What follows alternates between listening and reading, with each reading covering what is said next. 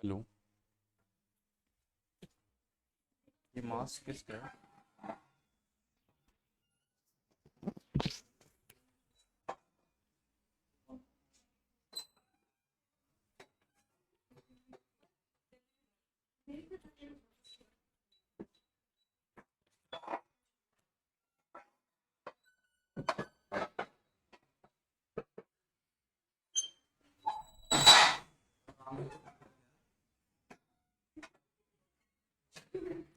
Second reading डालो, stator resistance and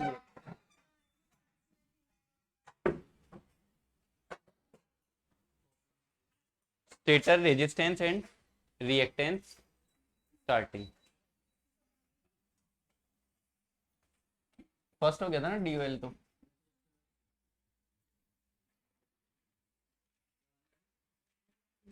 second वाला stator resistance और रिएक्टेंस कंट्रोल।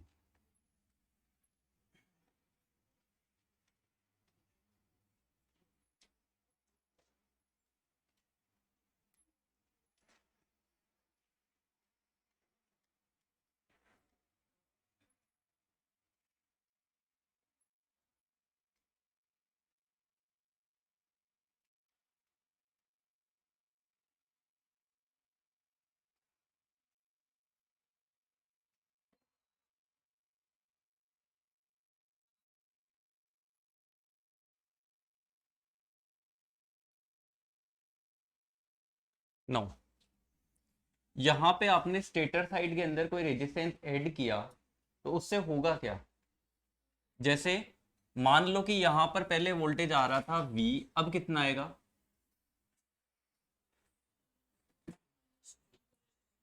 आपने एक तो जैसे डायरेक्टली वोल्टेज के साथ में कुछ कनेक्ट किया यहाँ से लेकर यहाँ तक, ठीक है? तो जितना वोल्टेज यहाँ है, फॉर एग्जांपल 200 वोल्ट, तो 200 ही यहाँ आता था, 200 ही आता था ना। अगर यहाँ कुछ कनेक्ट करोगे उसके अक्रॉस कितना वोल्ट आता था? 200। अगर बीच में मैं कोई रेजिस्टेंस लगा दूंगा तो कुछ ड्रॉप होगा इसके अक्रॉस, और इधर वोल्टेज आपको कम मिलता था। तो ऐसे ही यहाँ पे इन रेजिस्टेंस को लगाने से यहाँ पे क्या होगा? ड्रॉप होगा। लाइक जैसे मान लो यहाँ पे वी करंट आ रहा है, सॉरी वी वोल्टेज आ रहा है और आई करंट है। उससे क्या होगा? यहाँ पे एक वोल्टेज आता था जिसका क्या नाम था? E2। E2 आता था, और E2 के आने से I2 आता था, I2 आता था ना। नाउ आपका जो वोल्टेज है उसको मैं x इंटू वी बोल रहा हूँ। x की जो वैल्यू है वो है 0 से लेकर 1 तक, फॉर एग्जाम्पल 0.5, 0.7, ये कम है। जो v है उससे एक्स वी कम है। ये क्लियर है? नाउ अगर एक्स वी कम है तो यहाँ पे जो करंट आएगा वो भी आपका कम होगा, x इंटू आई। नाउ अगर मान लो ये करंट भी कम है तो जो वोल्टेज इंड्यूस होगा वो भी x के फैक्टर में ही होगा, x इंटू ई टू। और जो करंट आएगी रोटर में वो x इंटू आई टू। और स्टार्टिंग करंट भी क्या x इंटू आई स्टार्टिंग होगी। मतलब आई टू जो रनिंग कंडीशन में अगर करंट बोले स्टार्टिंग में, वही सेम ही तो है I starting. I to current ही है, बस स्टार्टिंग की करंट है, इसलिए इसको क्या बोल रहे हैं? आई स्टार्टिंग करंट बोल सकते हैं। यही आपका कुछ होगा, इसके अंदर कुछ नहीं कर रहे हम लोग। क्या कर रहे हैं? रेजिस्टेंस को ऐड करके करंट की वैल्यू को कम कर रहे हैं एक एक्स फैक्टर के थ्रू। एक्स की आप वैल्यू सेलेक्ट कर सकते हो कि कितना आपको ड्रॉप करवाना है उस अकॉर्डिंग। ये क्लियर है? नाउ इसमें रेशियो क्या आएगा? T starting upon T running का। स्टार्टिंग करंट के साथ में एक्स आ जाता है, ये ठीक है। नाउ तो एक्स को अगर मैं बाहर लिख दूं एक्स स्क्वायर को, और अंदर आई स्टार्टिंग अपॉन आई रनिंग का स्क्वायर ऐसे करूं तो कोई प्रॉब्लम नहीं। एक एस एफ था पहले, एस एफ लिख लो या एस लिख लो, बात एक ही है। यही आएगा या नहीं आएगा? पहले वाला यही था, रेशियो तो सेम था, बस आई स्टार्टिंग की जगह एक्स आई स्टार्टिंग आ गया, एक्स स्क्वायर को बाहर लिख सकते हैं। यही आपका स्टेटर रेजिस्टेंस कंट्रोल। इसके अंदर हम कुछ नहीं कर रहे, स्टेटर के अंदर रेजिस्टेंस ऐड कर रहे हैं, उससे आपका वोल्टेज ड्रॉप हो रहा है। वोल्टेज ड्रॉप के होने से आई भी कम होगा, एक्स इंटू आई बनेगा। आपका जो वोल्टेज इंड्यूस हो रहा है वो भी कम होकर एक्स ई टू बनेगा, और जो करंट आएगी रोटर में एक्स आई टू आएगी। तो स्टार्टिंग में भी तो एक्स आई स्टार्टिंग आएगी ना, अगर स्टार्टिंग में आप लगा रहे हो। रनिंग कंडीशन में आप इसको चाहे डिस्कनेक्ट कर लेना, रनिंग कंडीशन में डिस्कनेक्ट कर सकते हैं ना। नाउ स्टार्टिंग टॉर्क और इसका रनिंग का रेशियो लेके ये डिफाइन करना चाह रहे हैं कि कितना उसमें चेंज आ रहा है। कहीं ऐसा मत कर देना कि आप मान लो इनकी वैल्यू को ज़्यादा ही डिक्रीज कर दो। फॉर एग्जांपल एक्स की वैल्यू आपने 0.1 ली, मतलब स्टार्टिंग टॉर्क को कम ज़्यादा कर दिया, तो उनका रेशियो के हिसाब से ही हमें करना, ऐसा भी नहीं कि कुछ ज़्यादा ही आप कम कर दो। ये क्लियर है? तो ये आपका रेशियो आ जाएगा, बस यही है स्टेटर, रेजिस्टेंस, स्टार्टिंग। रिएक्टेंस भी ले सकते हो क्या? रिएक्टेंस, रिएक्टेंस भी ड्रॉप करता है, रिएक्टेंस भी ले सकते हो, लेकिन जनरली हम लोग रेजिस्टेंस वाला ही प्रेफर करेंगे। क्यों?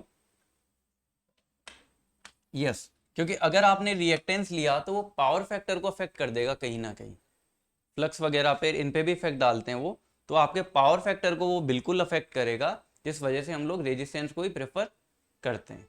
ये क्लियर है? तो यही आपकी रेजिस्टेंस स्टार्टिंग है। बनाओ। चाहे तो आप एक काम कर सकते हो, जैसे करंट कम होता है तो पता है ना, फ्लक्स कम हो जाता है।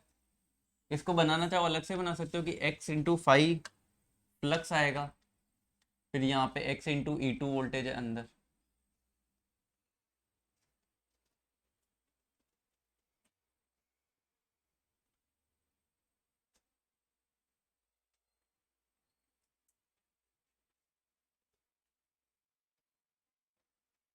जैसे यहाँ से थ्री फेज सप्लाई है, ये this is three phase supply, इस साइड जरूर वोल्टेज आपका V है, वहां पे कम होके मिलेगा, दैट इज XV। पहले डायरेक्ट रेजिस्टेंस के बिना V मिल जाता।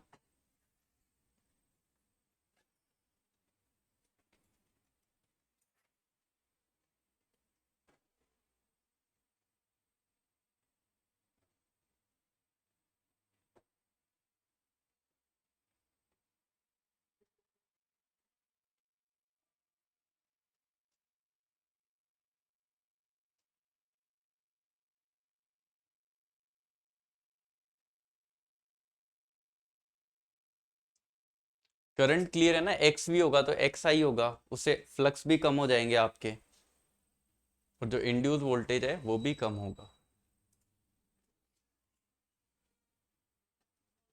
तो एक तरीके से यहाँ भी देख सकते हो, आपने इंड्यूस वोल्टेज को कम कर दिया, तो डेफिनेटली करंट आपका कम होगा। और हम ये रेशियो ले रहे हैं स्टार्टिंग और रनिंग का, सेम ही है ना पहले वाले जैसा ही।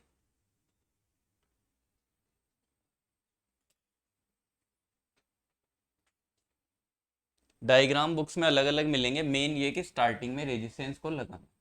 ये क्लियर है?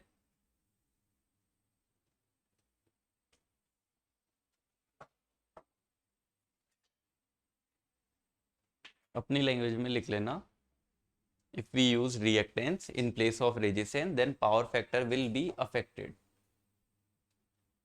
अगर हम रेजिस्टेंस की जगह पे रिएक्टेंस लेंगे तो पावर फैक्टर अफेक्ट होगा।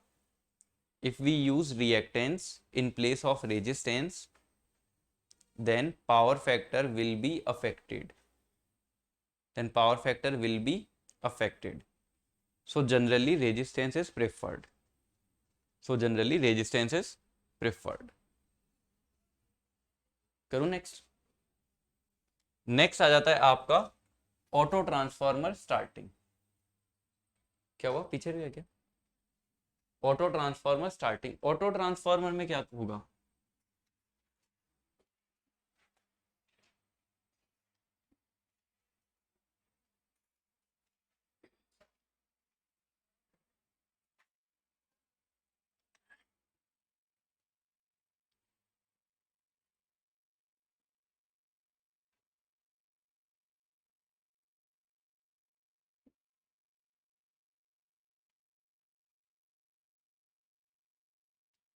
नो,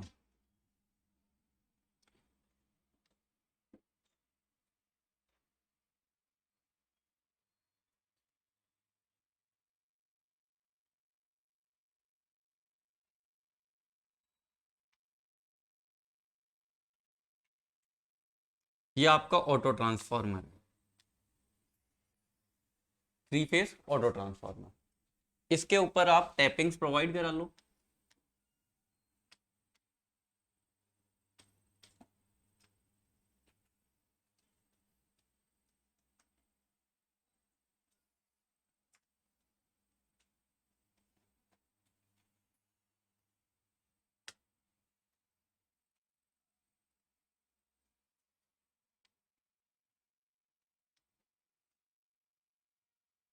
ये आपका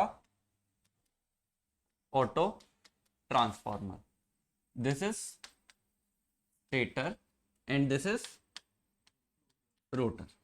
नाउ पहले यहां पर वोल्टेज आती थी V, ठीक है, करंट आती थी I, लाइन करंट बोलो तो IL बोल लो या I बोल लो, चलो यहाँ पे I1 आ रही है, करंट इसके अंदर I आ रही है, स्टेटर के अंदर फ्लक्स बनता था यहाँ पे पाई, और रोटर के अंदर क्या क्या इंट्रोड्यूस होते थे, एक E2 इंड्यूस होता था और देन I2 आता था, या I2 और I स्टार्टिंग तो एक ही हो गया। नो, ऑटो ट्रांसफार्मर के आने से क्या होगा, टैपिंग्स कम करी हमने, मतलब ये जो सप्लाई वोल्टेज है इसको कम किया है, तो एक्चुअल में इसको x डॉट वी कर सकते हैं क्या, मीन जैसे मान लो पहले था 100 वोल्ट, अब उसको 70% कर लिया, 70 वोल्ट, ठीक है, इसमें नंबर ऑफ टर्न्स को कम करके किया।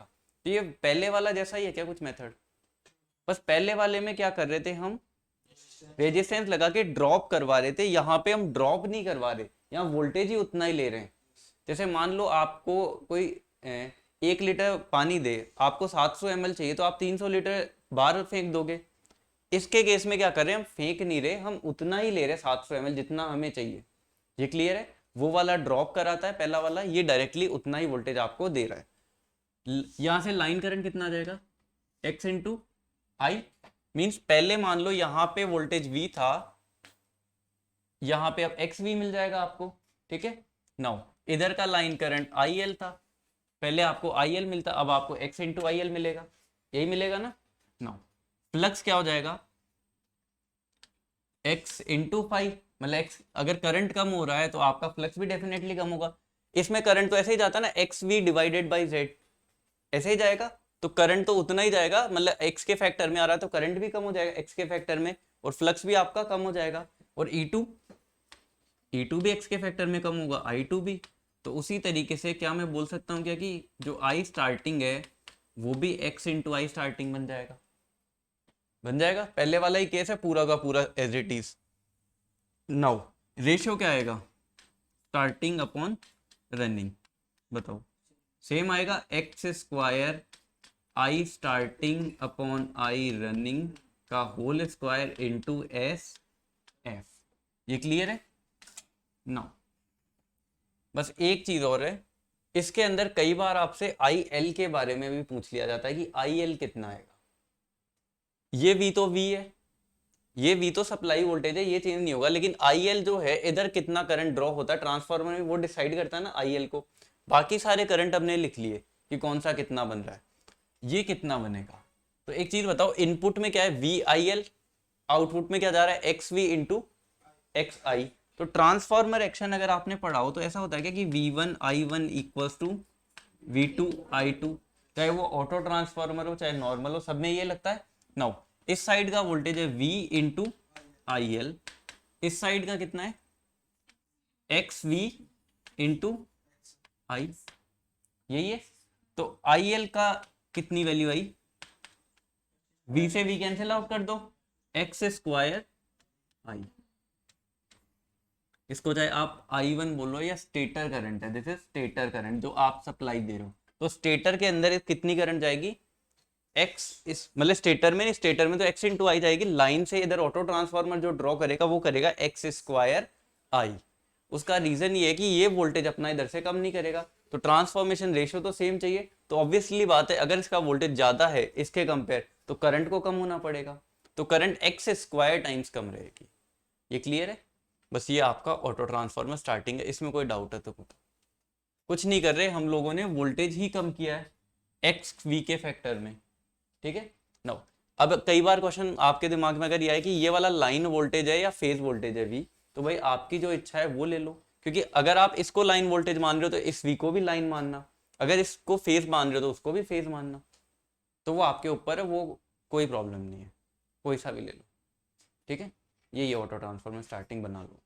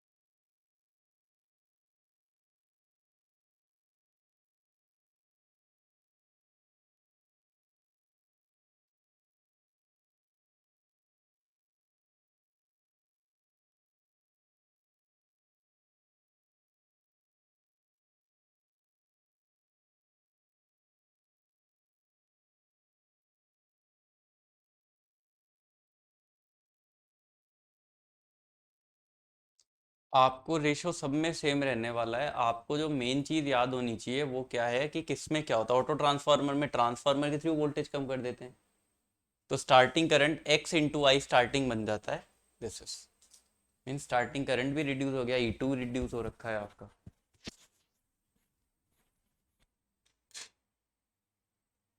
कैमरा हिला रखा है क्या?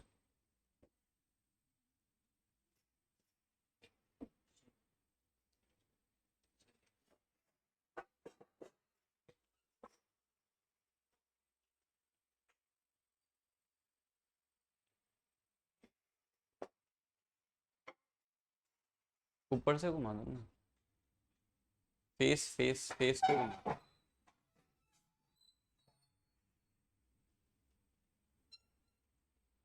हाँ हाँ ठीक है।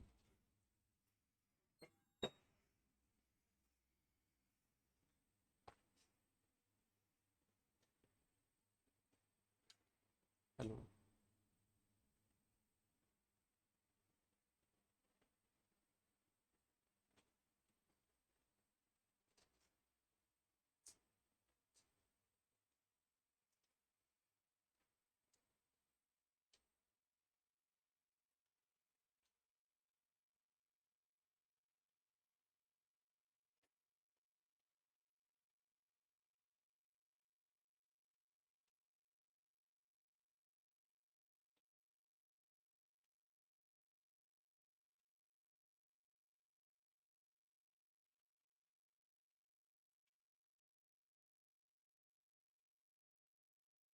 हो गया।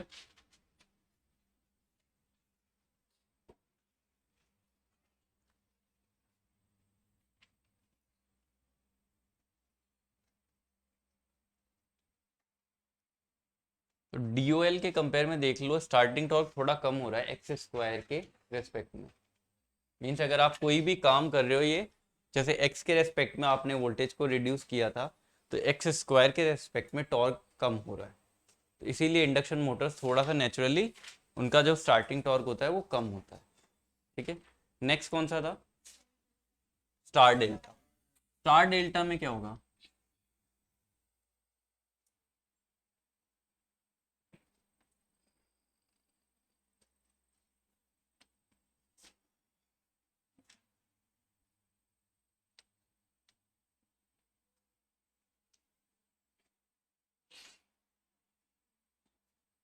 ठीक है।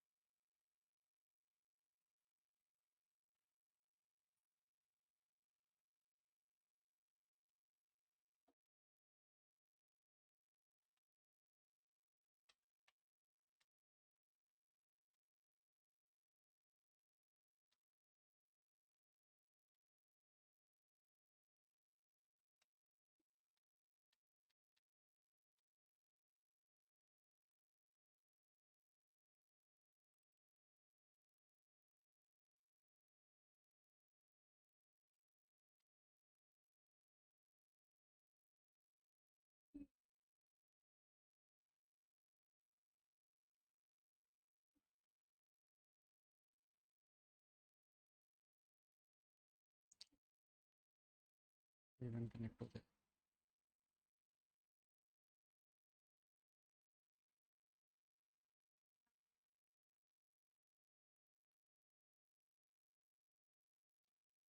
T2 को कनेक्ट करते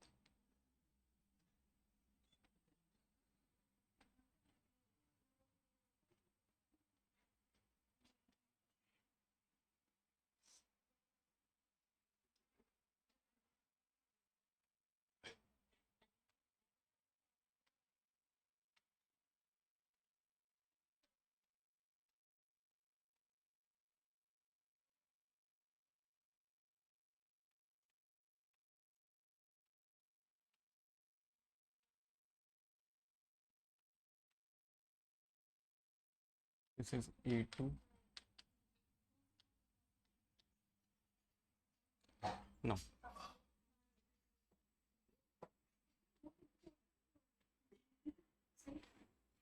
इस स्विच का कोई नाम है क्या? ये देखा है नाम ऐसा कोई स्विच? देखा हुआ था नाम याद। ये होते हैं TPDT स्विच। एक DPDT भी आता है। जैसे मान लो ये 3 है, ये एक हैंडल से कनेक्टेड है, हैंडल को आप इस साइड करोगे तो ये वाला टर्मिनल इसके साथ अटैच हो जाएगा, बीच वाला इसके साथ, ये वाला इसके साथ। ये क्लियर है? ये सिर्फ हैंडल है ना, ये बीच में से कनेक्टेड नहीं है। यहाँ पे ये याद रख लेना, बीच में सिर्फ आपका हैंडल ही है, जो वायर है ये वाले हैं। ये क्लियर है? इसको TPDT स्विच बोलते हैं, TPDT। नो, एक DPDT भी आता है, उसमें डबल पोल वाला आता है, अगर दो आएंगे तो। अगर एक चीज बताओ, ये वाला इस साइड में मैं कनेक्ट कर दूं इन टर्मिनल्स के साथ में तो क्या होगा? ये वाली वाइंडिंग किस में चली जाएगी?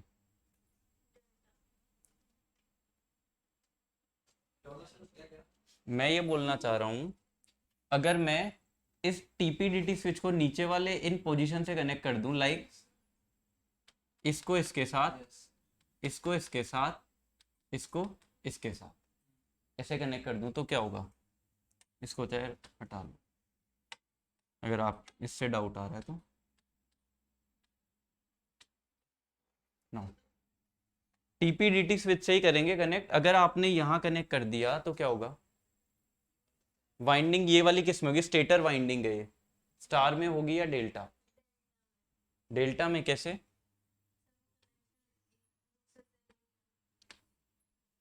आपने B1 को, A1 को, C1 को शॉर्ट किया, इसका मतलब ये वाली पोजीशन मिला ली, इसका मीनिंग ये हुआ। और बाहर इधर सप्लाई दे रखी है आपने A, B और C से, तो ये स्टार बना या डेल्टा? स्टार। तो नीचे वाले से अगर आप कनेक्ट करोगे तो वो क्या बना देगा? स्टार। अगर ऊपर वाले से कनेक्ट किया तो ये वाले वायर इसके थ्रू कनेक्ट कर दी। जैसे दो कनेक्शन पॉसिबल है, एक ये, दूसरा ये वाला।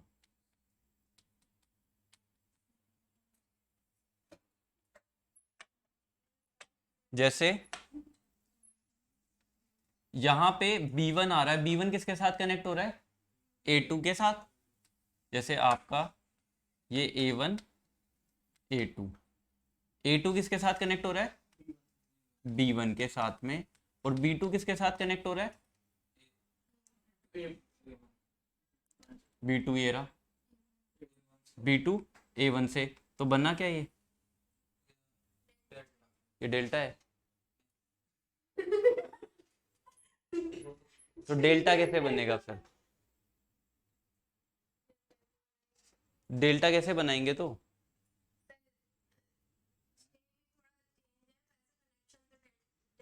कनेक्शन में गड़बड़ है या सही है? भाई तुम्हें ही बनाना है, तुम्हारे एग्जाम में गड़बड़ होगा तो फिर कैसे बनाओगे? स्टार का तो क्लियर है, स्टार का फंडा नीचे से शॉर्ट कर दिया। अब ऊपर की तरफ करना है तो इसमें गड़बड़ क्या है फिर?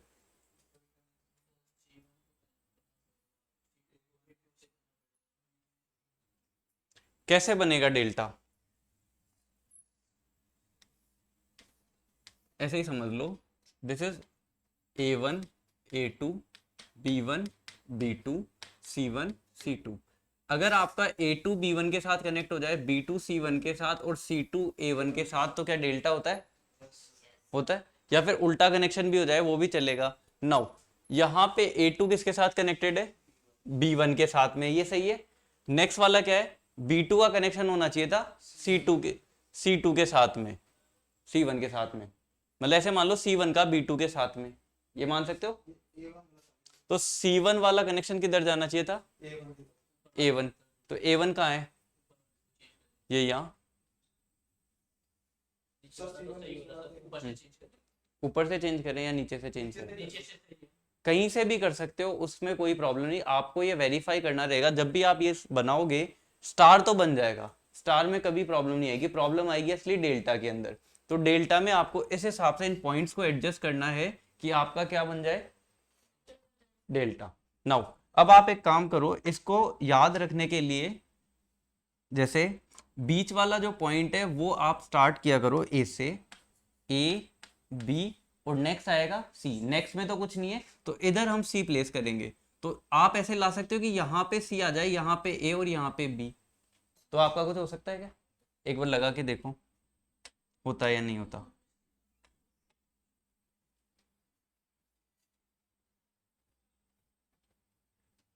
ना यहाँ पे सी लाना है तो सी वाला ये पॉइंट आ गया यहाँ। यहाँ पे ए वाले को लाना है, ये ए आया। यहाँ पे बी वाले को करके देख लो, पहली वाली पोजीशन तो हमने करके देख ली अलग। अब इसको देखो ये सही है क्या? ये कौन सा है? A1 and this is B2 and sorry B1 and this is C1। अब बताओ अब बन रहा है क्या डेल्टा? अब बन रहा है क्या?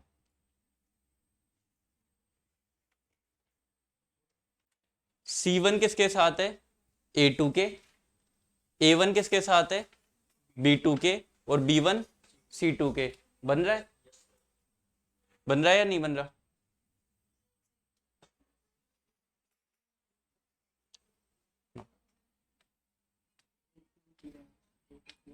A2 A1 B2 B1 C2 C1। Now C1 किसके साथ कनेक्टेड है? A2। C1 A2 के साथ कनेक्टेड है तो दो मिनट देख ले। C1 A2 के साथ कनेक्टेड है।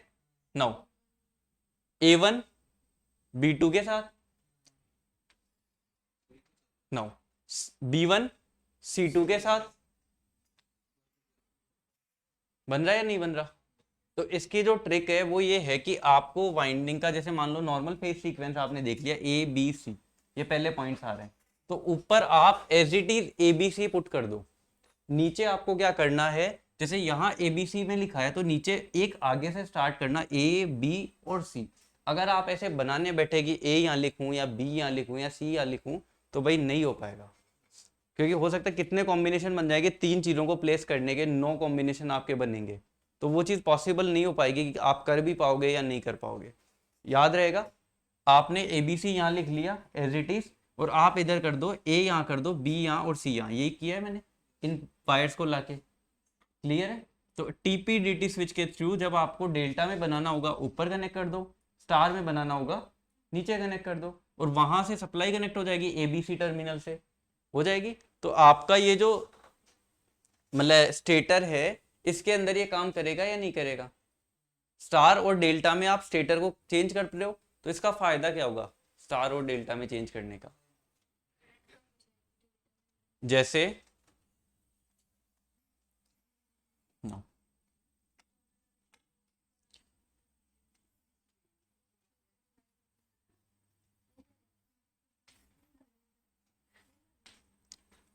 ये 100 वोल्ट है,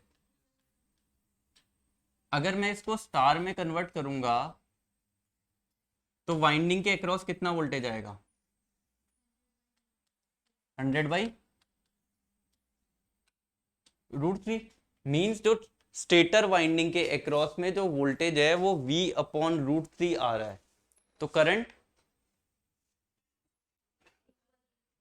I/√3 होगा, प्लस आपका phi/√3 होगा, E2 जो इंड्यूस होगा E2/√3 होगा, और I स्टार्टिंग अपॉन √3 आएगा या नहीं आएगा? आएगा ना। तो स्टार्टिंग टॉर्क और रनिंग टॉर्क का रेशियो क्या बन जाएगा? एक्चुअल में आता था I starting upon I running का स्क्वायर इनटू SF, ये तो हमने देख रखा है। I स्टार्टिंग अब कितना बन जाएगा? जो सप्लाई वोल्टेज है, पहले मान लो ये कोई भी वोल्टेज आ रहा है V डेल्टा के अंदर था, उसको आपने स्टार में जब कन्वर्ट किया तो वो बन गया V/√3। तो जो स्टार्टिंग करंट है क्या वो I स्टार्टिंग से I starting by root three बनेगा या नहीं बनेगा? बनेगा।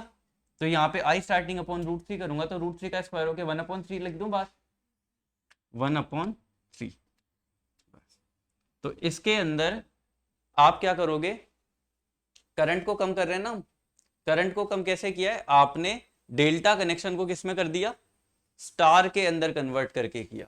तो उसमें क्या हो रहा है, मतलब करने से आपका जो वोल्टेज है वो रूट 3 टाइम्स कम हो रहा है, रूट 3 टाइम कम होने से आपकी जो स्टार्टिंग करंट है वो भी रूट 3 टाइम कम हो रही है। कनेक्शन का याद रख पाओगे, नॉर्मल आपने सीक्वेंस देख लिया, या ऊपर जो भी पॉइंट ला रहे हो नीचे पे आपको एक आगे से स्टार्ट करके वही सेम सीक्वेंस में जो ऊपर प्लेस किया है वो लिख दो। लाइक यहां अगर बी सी ए लिखते तो यहां बी सी ए, समझ जाओगे, तभी आपका बन पाएगा, अदरवाइज नहीं बन पाएगा। क्योंकि अगर तुमने खुद से अलग कोई भी पॉइंट लेके देखा तो वो नहीं बन पाएगा, और रटना नहीं है। क्योंकि अगर मान लो मैं डायरेक्ट इसको बना के दूंगा आपको तो आप इसको रट्टा मारोगे, क्योंकि जैसे ही आप दूसरा बनाने की कोशिश करोगे घर पे वो नहीं बन पाएगा। तो एज इट इज रट्टा मारते हैं बच्चे की, यहाँ A2 से कनेक्ट होगा C1, वो याद भी नहीं रह पाएगा। तो नॉर्मल कंसेप्ट के हिसाब से याद रख लेना। ये क्लियर है? नाउ तो कौन कौन सी मशीन में एप्लीकेबल होगा ये? जिस मशीन के अंदर या तो स्टेटर स्टार में कनेक्टेड होगा या डेल्टा में कनेक्टेड होगा। जिस मशीन में जो आपका स्टेटर है वो ऑलरेडी स्टार में कनेक्टेड है उसमें एप्लीकेबल होगा क्या? उसमें नहीं होगा, क्योंकि स्टार को अगर आपने डेल्टा में कन्वर्ट किया तो वोल्टेज तो आप और बढ़ा दोगे, आप तो करंट बढ़ा दोगे। ये एप्लीकेबल होगा ओनली जिनका स्टेटर किसमें कनेक्टेड है, डेल्टा के अंदर कनेक्टेड है। ठीक है, और डेल्टा के अंदर कनेक्टेड होगा जिनका स्टेटर स्टेटर जिनका डेल्टा में कनेक्टेड होगा उन्हीं में एप्लीकेबल है। और डेल्टा में किनका ज्यादा का आता है, कम का आता है? बहुत कम का आता है। अगर वोल्टेज रेटिंग लेस देन 3.3 केवी मान लो, ठीक है, उससे कम है तो ही आप इसको काम में लोगे, अदरवाइज वी ग्रेटर देन 3.3 केवी आ गया तो कौन सा आ जाएगा, स्टार। ठीक है, वोल्टेज रेटिंग अगर बढ़ गई तो वैसे ही स्टार आ जाता है, तो डेल्टा तो बहुत कम ही काम में आता है। ये क्लियर? इसको बना लो, सिर्फ बीच वाले को, बाकी रिमूव कर दो ना। अगर आपको समझना है डेल्टा कैसे बनता है तो ये दोनों साथ में बना लेना।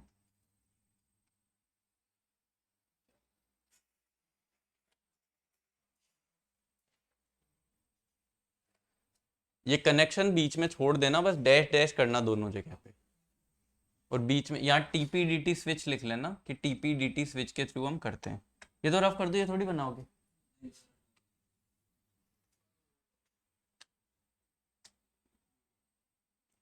ये सब होगा बाई TP-DT स्विच।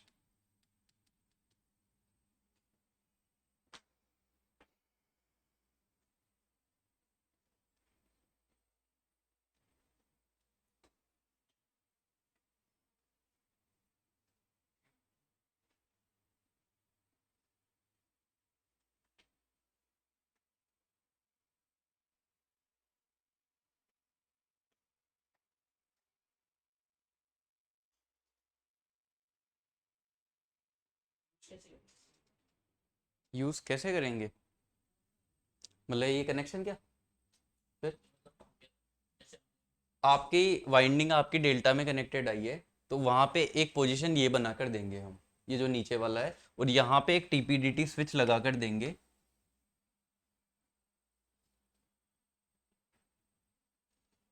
जैसे इसको ऐसे बना लेना चाहिए।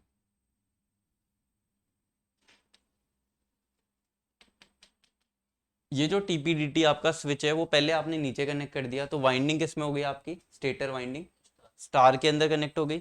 ठीक है, अगर ऊपर कनेक्ट किया तो डेल्टा में कनेक्ट, तो परमानेंटली तो ऊपर कनेक्ट होके आनी थी, हमने ये नीचे वाला एडवांस दिया है ताकि आप इसके अंदर क्या कर सकते हो, जो वोल्टेज है उसको रिड्यूस कर सकते हो बाई रूट 3 से।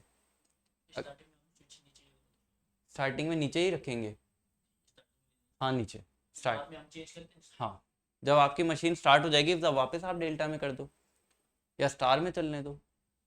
अब आपके ऊपर है कि आपको चलाना स्टार में है या डेल्टा में, लेकिन डेल्टा के अंदर ज़्यादा हाई वोल्टेज के अंदर नहीं जाते हैं। ये आपका TP-DT स्विच है, यही और इधर कनेक्ट करोगे तो ये स्टार में आ जाएगा।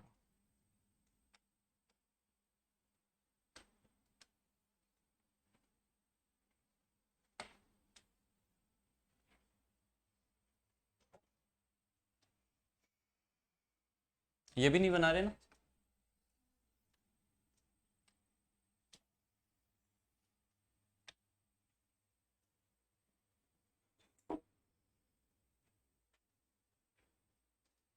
इस साइड स्टार बनेगा और इस साइड अगर कनेक्ट कर दोगे तो डेल्टा। ये रेड वाला मत बनाना, सिर्फ डैश कर देना। या तो ऊपर कनेक्ट होगा, पहले फर्स्ट टाइम डेल्टा में कनेक्ट करेंगे, देन परमानेंटली स्टार में। पहले स्टार।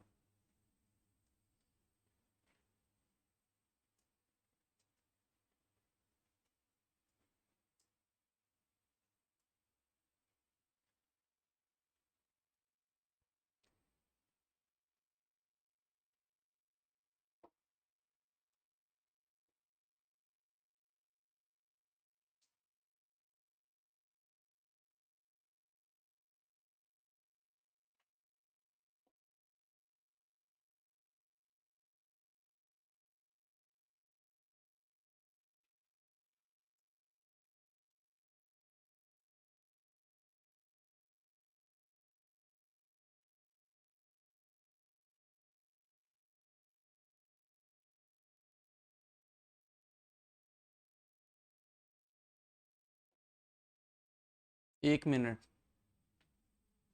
यहाँ A1 नहीं, यहाँ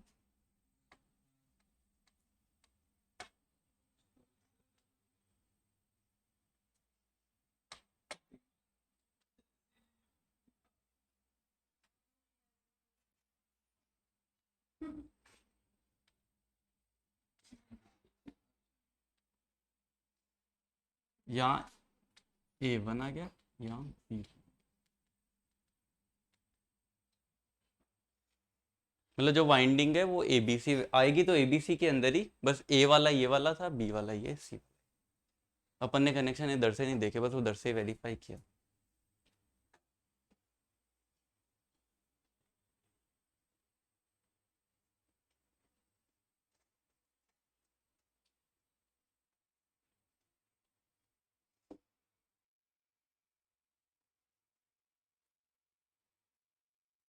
हम्म।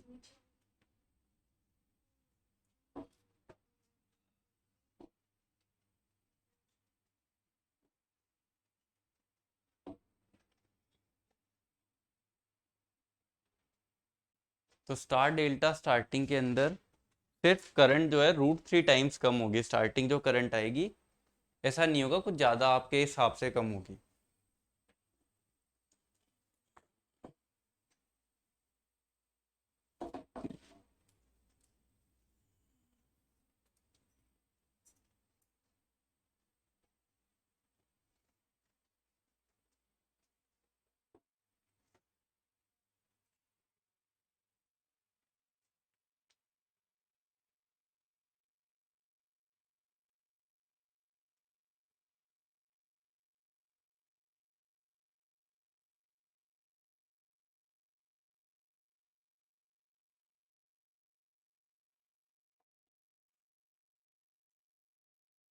जल्दी जल्दी बना लो यार।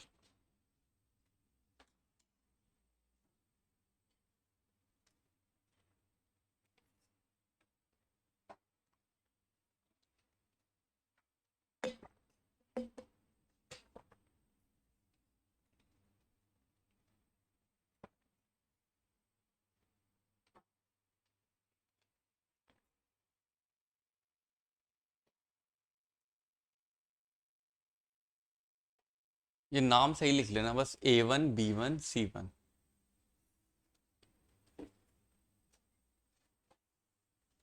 स्टार्टिंग करंट स्टार्टिंग बाई √3 हो जाएगी, जितनी पहले थी उसके कंपेयर, डेल्टा में जब आप जाओगे।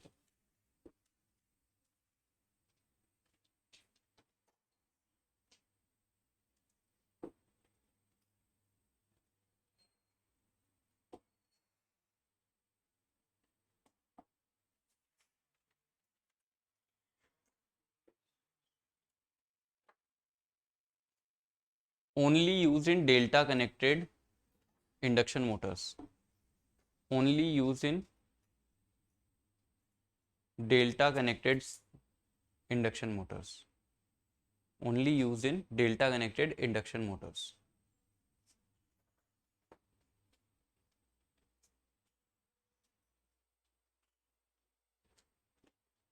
Can't be used for extra high voltage.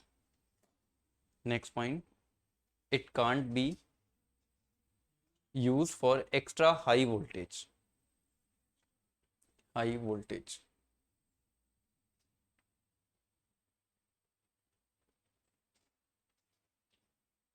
ये लिखा था सिर्फ जो जिसका स्टेटर डेल्टा में कनेक्टेड होगा और डेल्टा में ये वाला ही है तो इसके लिए यूज होगी। इसके अंदर तो वैसे स्टार में आ जाएगा तो इसके लिए तो वैसे ही एप्लीकेबल नहीं होगी। जिसका स्टेटर सिर्फ डेल्टा में लगा हुआ होगा उसी पे ये एप्लीकेबल है, और जिसका वोल्टेज रेटिंग 3.3 केवी से ज़्यादा है वो परमानेंटली आपका स्टार के अंदर ही आने वाला है। हाँ, ये दोनों में मिल सकता है। 3.3 केवी से नीचे आपको स्टार और डेल्टा दोनों भी मिल सकता है।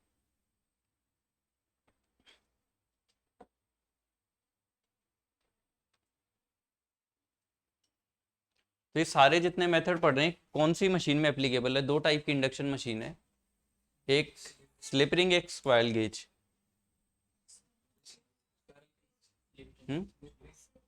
ये सारे लगभग स्क्वायल गेज में ही लगेंगे।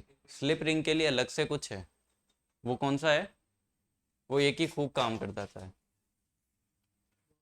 Rotor resistance control. तो नेक्स्ट हेडिंग फिफ्थ है ना, फिफ्थ हेडिंग डाल लो, रोटर रेजिस्टेंस कंट्रोल। इसमें क्या होता है? I2 आपका आता है E2 upon R2 plus JX2। Starting की बात हो रही है,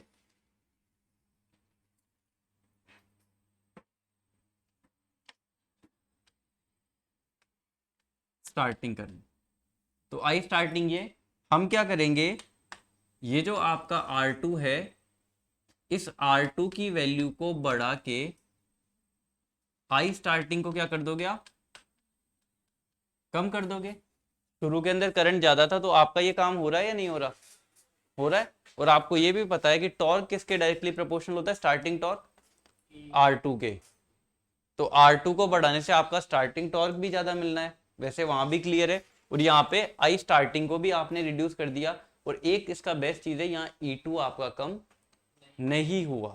तो यहाँ पे आपका जो टॉर्क है for example E2 I2 cos phi2, E2 same है उतना ही, I2 को आप कम करके रेटेड तक ले आओगे, cos phi2 सेम है, तो ये वाला रेटेड कंडीशन के ऊपर आपको अच्छा टॉर्क देगा या नहीं देगा ये मशीन?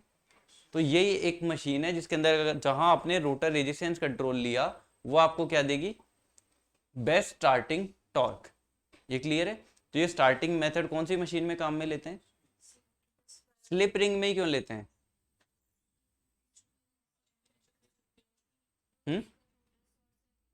रोटर उसका परमानेंटली क्लोज्ड होता है, वो एक्सेसिबल ही नहीं है बाहर से, आप उसको एक्सेस नहीं कर सकते रोटर को। तो अगर रोटर को एक्सेस नहीं कर सकते तो उसके अंदर कोई रेजिस्टेंस एक्स्ट्रा ऐड नहीं कर सकते, जबकि स्लिप रिंग के अंदर हम एक्स्ट्रा कर सकते थे। इसीलिए तो उसका नाम स्लिप रिंग दिया था, क्योंकि उसमें स्लिप रिंग्स काम में ली जा रही थी। ये क्लियर है ना? ठीक है। नाउ परमानेंटली रखोगे या फिर सिर्फ स्टार्टिंग स्टार्टिंग में रेजिस्टेंस रखोगे? स्टार्टिंग में रखेंगे, क्योंकि ज्यादा देर तक अगर आपने रखा तो रोटर हीट होगा, R2 बढ़ रहा है ना, ठीक है, R2 रेजिस्टेंस। तो इसमें लिख लो rotor resistance control. Technically this is technically this is the technically this is the best starting method. Technically this is the best starting method because starting current is limited, because starting current is limited while starting current is limited while increasing starting torque increasing starting torque. Next point, this is the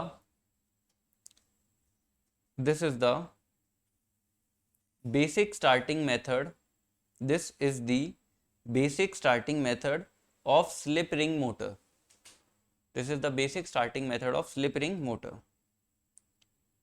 Next point, this makes motor expensive. This makes motor expensive, used only for high starting torque. This makes motor expensive, used only for high starting torque.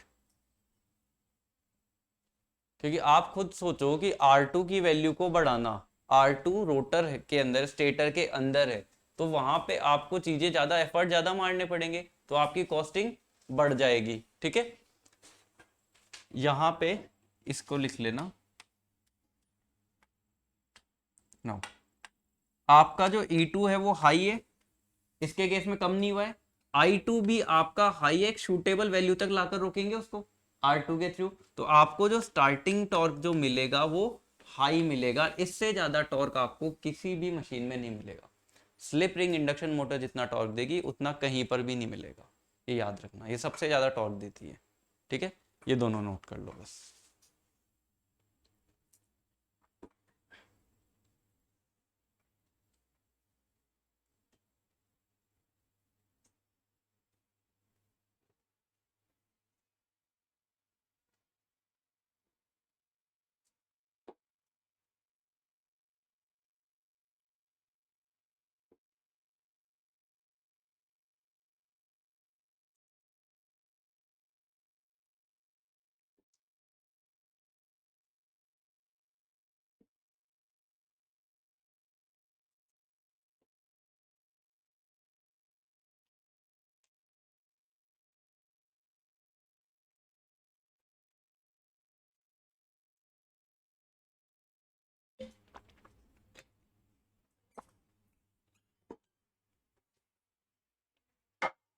Heading डालो speed control. Starting methods इतने ही थे, कर दूं next.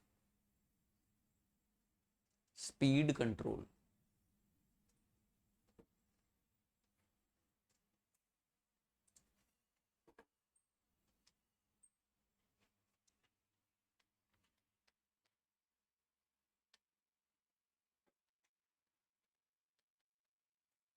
Speed control में क्या होगा,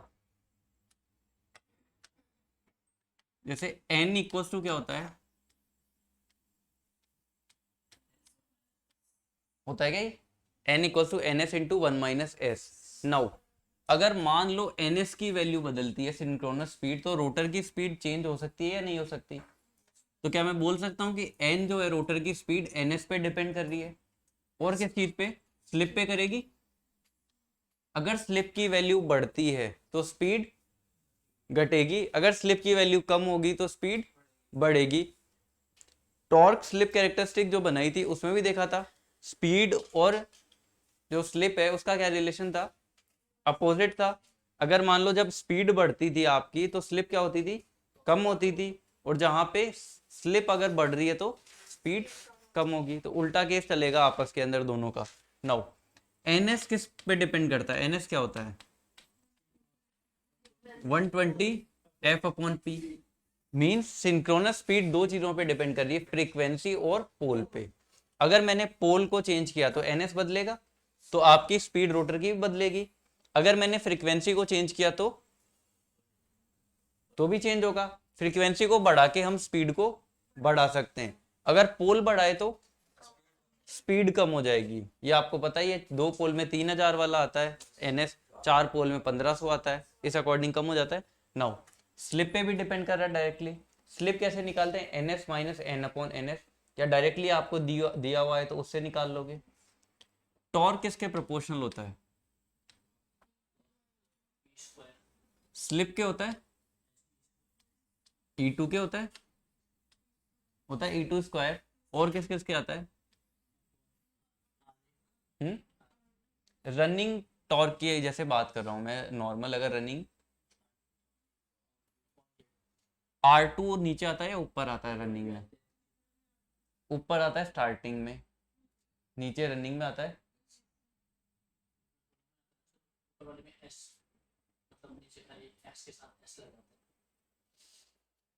देख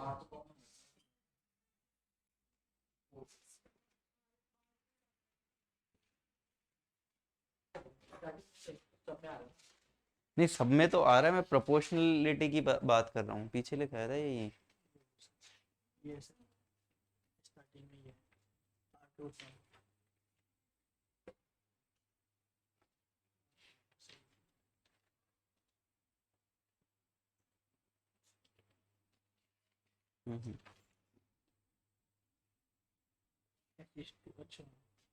ये है ड्यूरिंग रनिंग। रनिंग में नीचे आ रहा है, रनिंग में नीचे आ रहा है, क्यों? क्योंकि स्लिप आपकी जीरो को अप्रोच करने की कोशिश करती है। नाउ अगर रनिंग में बात कर ले तो नीचे एज्यूम कर लेंगे, स्टार्टिंग की बात करेगा तो ऊपर आ जाएगा। याद रख पाओगे ना कि एक मान लो R2 आपका यहाँ पर आ गया, ठीक है।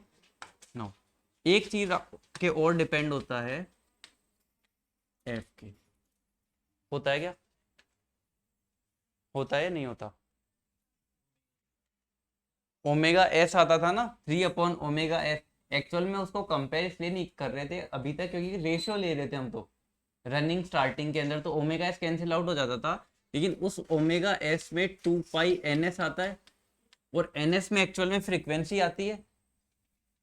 NS में फ्रीक्वेंसी आती है, तो फ्रीक्वेंसी के भी इनवर्सली प्रोपोर्शनल टॉर्क होता है। याद रख पाओगे?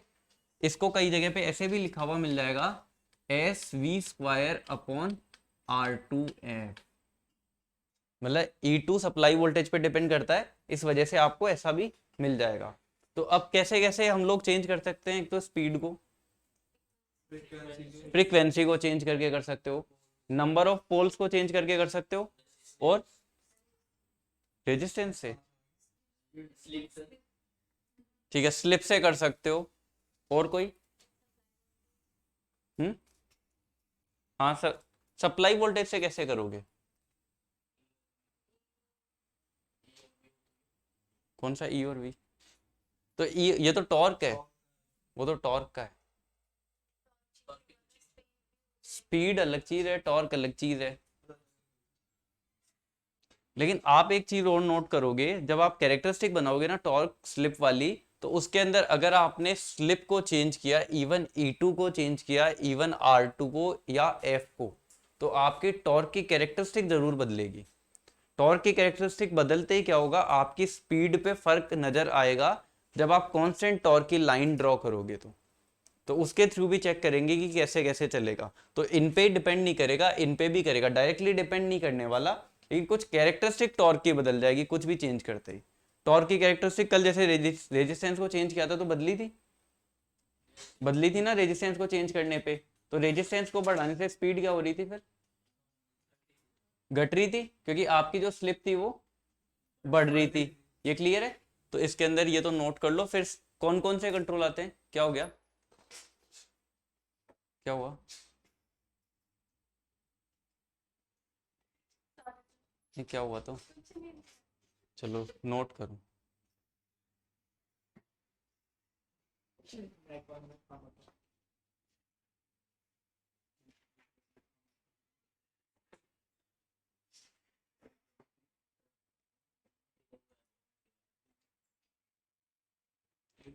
कई जगह पे अलग अलग भी मिल जाएगा, torque proportional to S/R2 only भी बता देगा, जहाँ E2 कांस्टेंट रह रहा है, F कांस्टेंट रह रहा है।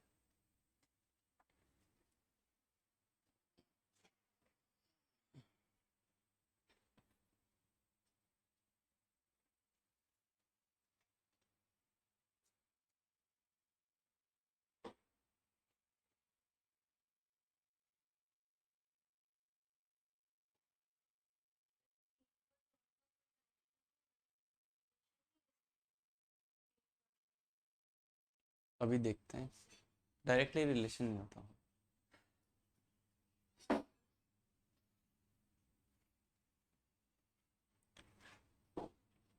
Stator side control, speed control में ही लिखो स्टेटर साइड कंट्रोल, सिर्फ अभी तो नाम नाम लिखने हैं।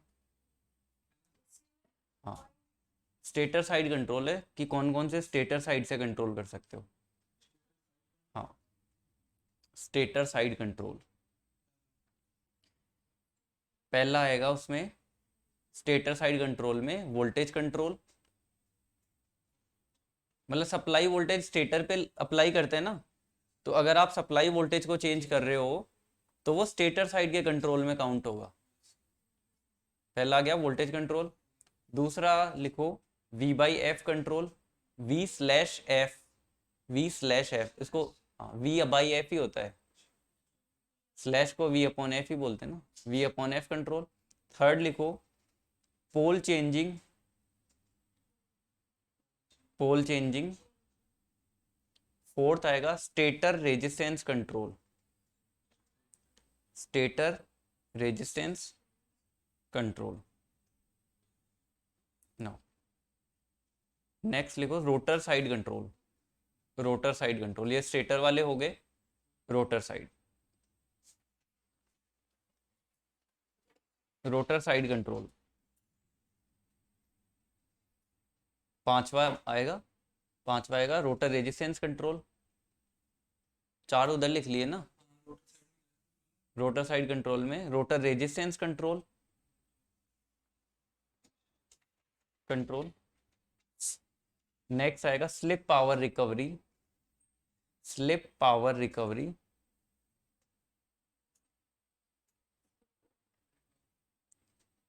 नेक्स्ट है cascading, CASCADING, cascading, CASCADING, cascading slash CASCADING, cascading slash tandem connection, TANDEM, TANDEM, tandem connection. ना पहला कौन सा हो गया आपका? Voltage control. तो वोल्टेज कंट्रोल हेडिंग डाल लो, नंबर 1 वोल्टेज कंट्रोल। टॉर्क किसके प्रोपोर्शनल होता है? Starting torque S into V square, इको में वी लिख सकता हूँ ना, सप्लाई वोल्टेज पे बात कर रहे हैं। Running torque,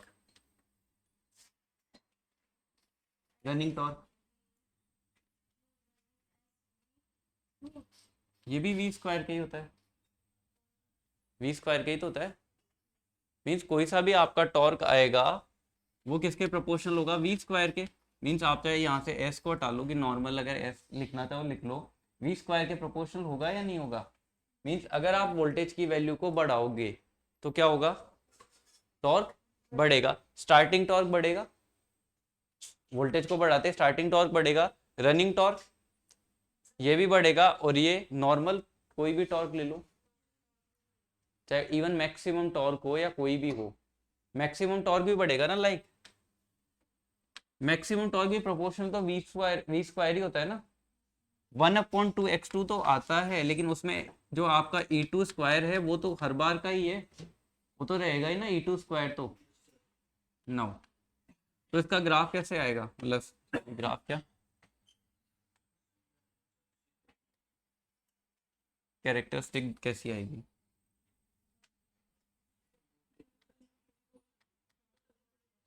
this is torque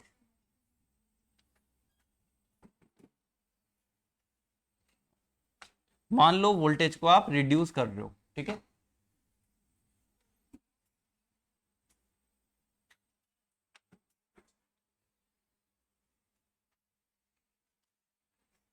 ये वोल्टेज है V1 या V मान लो, ये V वोल्टेज के ऊपर ग्राफ आ रहा है। अब मैं वोल्टेज ले रहा हूं, नेक्स्ट ले रहा हूं मैं, ये आपकी V1 हो गई, दूसरी ले लेते हैं V2। V2 वोल्टेज इससे कम है, अगर आपने इसको V1 वोल्टेज पे माना है तो V2 इससे वोल्टेज कम आएगी, तो आपका जो स्टार्टिंग टॉर्क है वो क्या होगा? कम होगा, इस पॉइंट के कंपेयर नीचे आएगा। मैक्सिमम टॉर्क इससे नीचे आएगा, और रनिंग टॉर्क नॉर्मल वो भी इससे नीचे ही आएगा। तो जो ग्राफ है आपका वो आएगा, दिस इज फॉर V2। अगर एक और वोल्टेज लोगे, मतलब V3 वोल्टेज को और आपने रिड्यूस किया, तो आपका जो कैरेक्टरिस्टिक है वो ऐसी आ जाएगी V3। अगर एक और लेते हो तो V4। वोल्टेज को आपको 50% से नीचे फॉल डाउन नहीं करना है, 40% से नीचे तो बिल्कुल भी नहीं। ये क्लियर है? तो आपके सारे टॉर्क चेंज हो रहे हैं इसको करने से। तो इसके अंदर स्पीड का क्या रिलेशन बना? स्पीड का रिलेशन लाइक कोई कांस्टेंट टॉर्क पे आपकी मशीन रन कर रही होगी। जैसे ये वाली लाइन है, इतना मशीन को टॉर्क चाहिए रनिंग कंडीशन के अंदर। ये तो ये वाला जो पॉइंट है सबका common, that is NS synchronous. Slip कितनी होती है यहाँ पे? 0। और इस वाले पॉइंट पे स्पीड होती है 0 और स्लिप होती है 1। नो, पहले वाला जब V1 वोल्टेज था तो आपको जो स्लिप चाहिए थी वो इतनी चाहिए थी। अब इस वाले पॉइंट पे चाहिए, अब ये वाली चाहिए और अब ये वाली। तो सबके अंदर जो पॉइंट है वो लेफ्ट साइड में शिफ्ट हो रहा है या नहीं हो रहा? लेफ्ट साइड में स्लिप की वैल्यू क्या होती है? बढ़ती है। और आपका जो स्पीड है वो कम होती है। तो अगर आपने वोल्टेज को रिड्यूस किया तो आपकी स्पीड क्या होगी? कम होगी। ये वहां से दिख रहा है? ये क्लियर है? दूसरा, आप ऐसे भी समझ सकते हो कि टॉर्क जो है वो प्रोपोर्शनल होता है एस इंटू वी स्क्वायर के। अगर आपने वी को रिड्यूस किया, ठीक है, तो टॉर्क को कांस्टेंट मेंटेन रखने के लिए स्लिप क्या करेगी?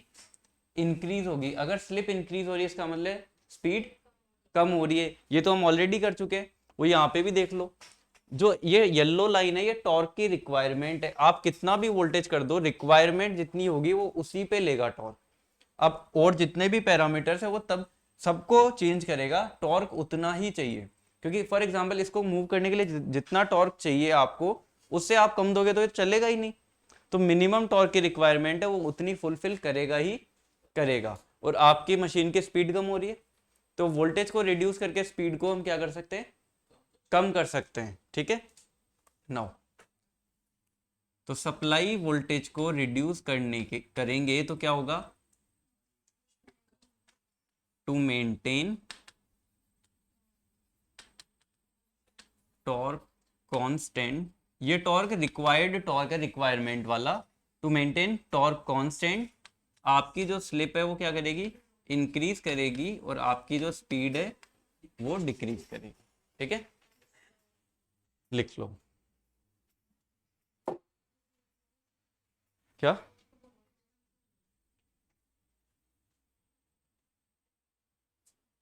Voltage control.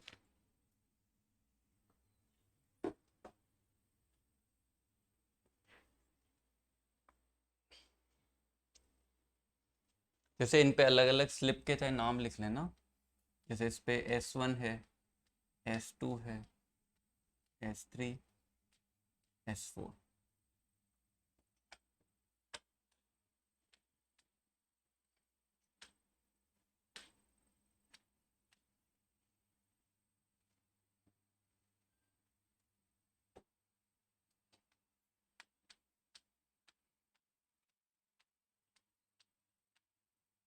और यही लिख लेना N1 ग्रेटर।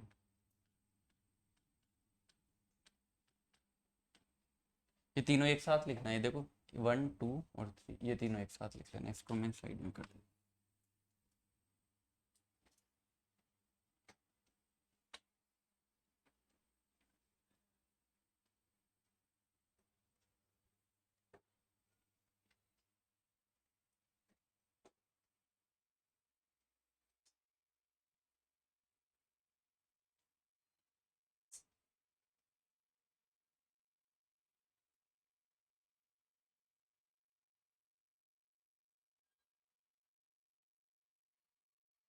ये वाइड स्पीड के लिए मेथड सूटेबल नहीं है। जैसे आपको ज़्यादा ऐसे चेंज करना है ना, तो ज़्यादा ये मेथड सूटेबल नहीं है। क्योंकि अगर आप सप्लाई वोल्टेज को रिड्यूस करोगे तो आपकी क्या हो रही है? स्लिप बढ़ रही है। तो हायर स्लिप का मतलब होता है लेस एफिशिएंसी। जैसे जितनी ज़्यादा स्लिप बनेगी उतनी कम एफिशिएंसी आती है ना।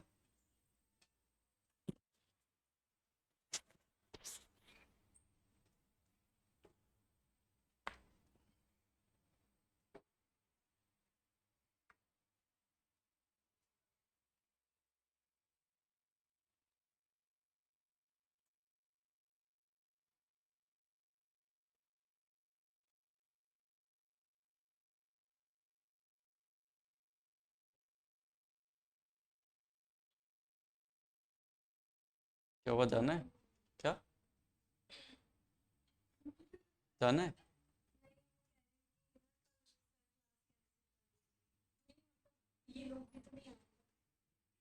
नहीं आ रहे?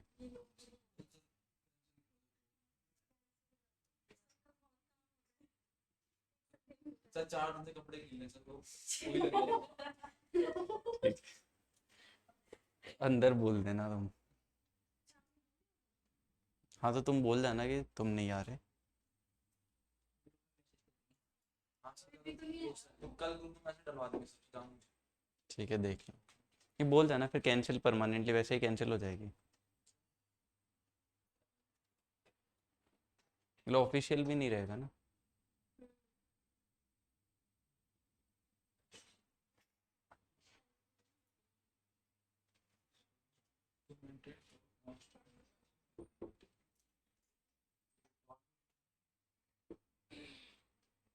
Method not suitable for, method not suitable for wide variation of या वाइड रेंज ऑफ स्पीड।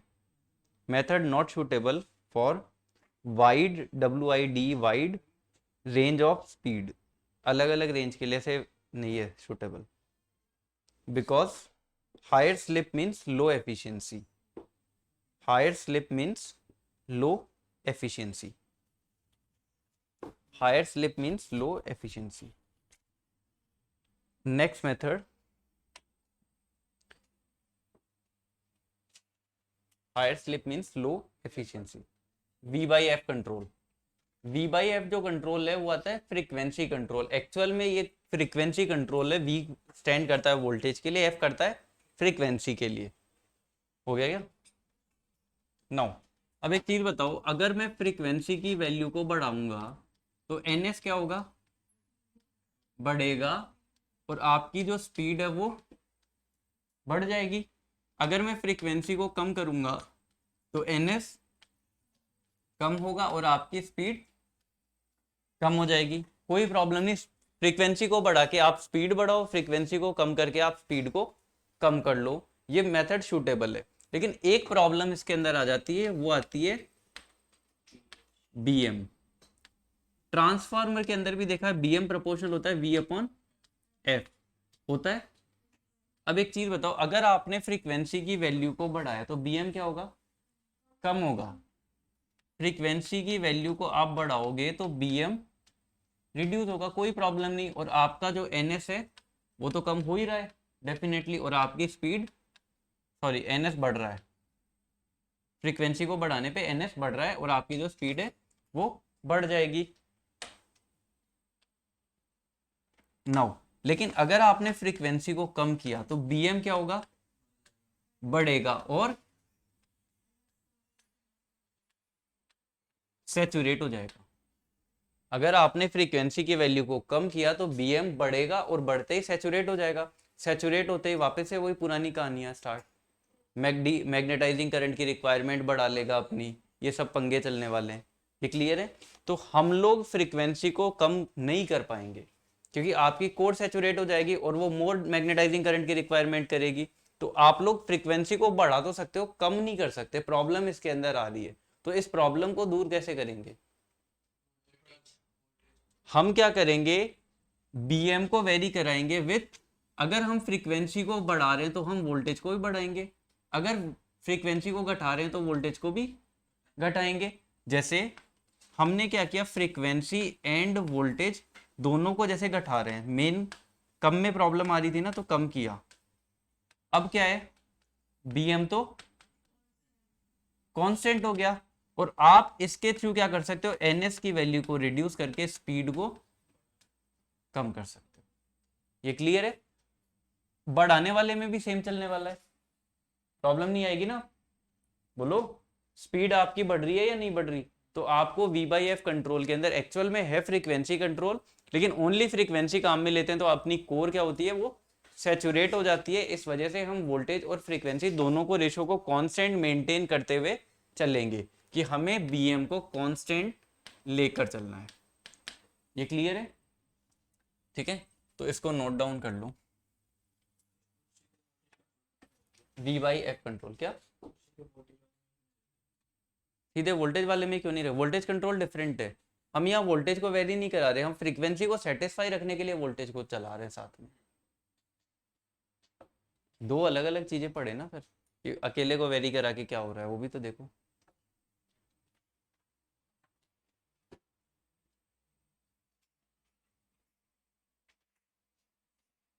ये यहीं लिख लेना, core will saturate, core will saturate. Reason क्या है? बीएम इंक्रीज करेगा and demands more magnetising current.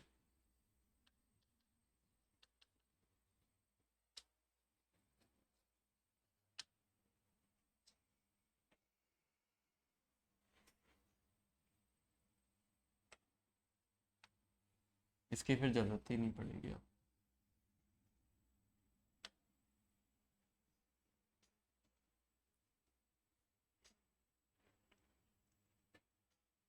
अब बढ़ा भी तो सकते हो, उसमें बढ़ा सकते हैं ना।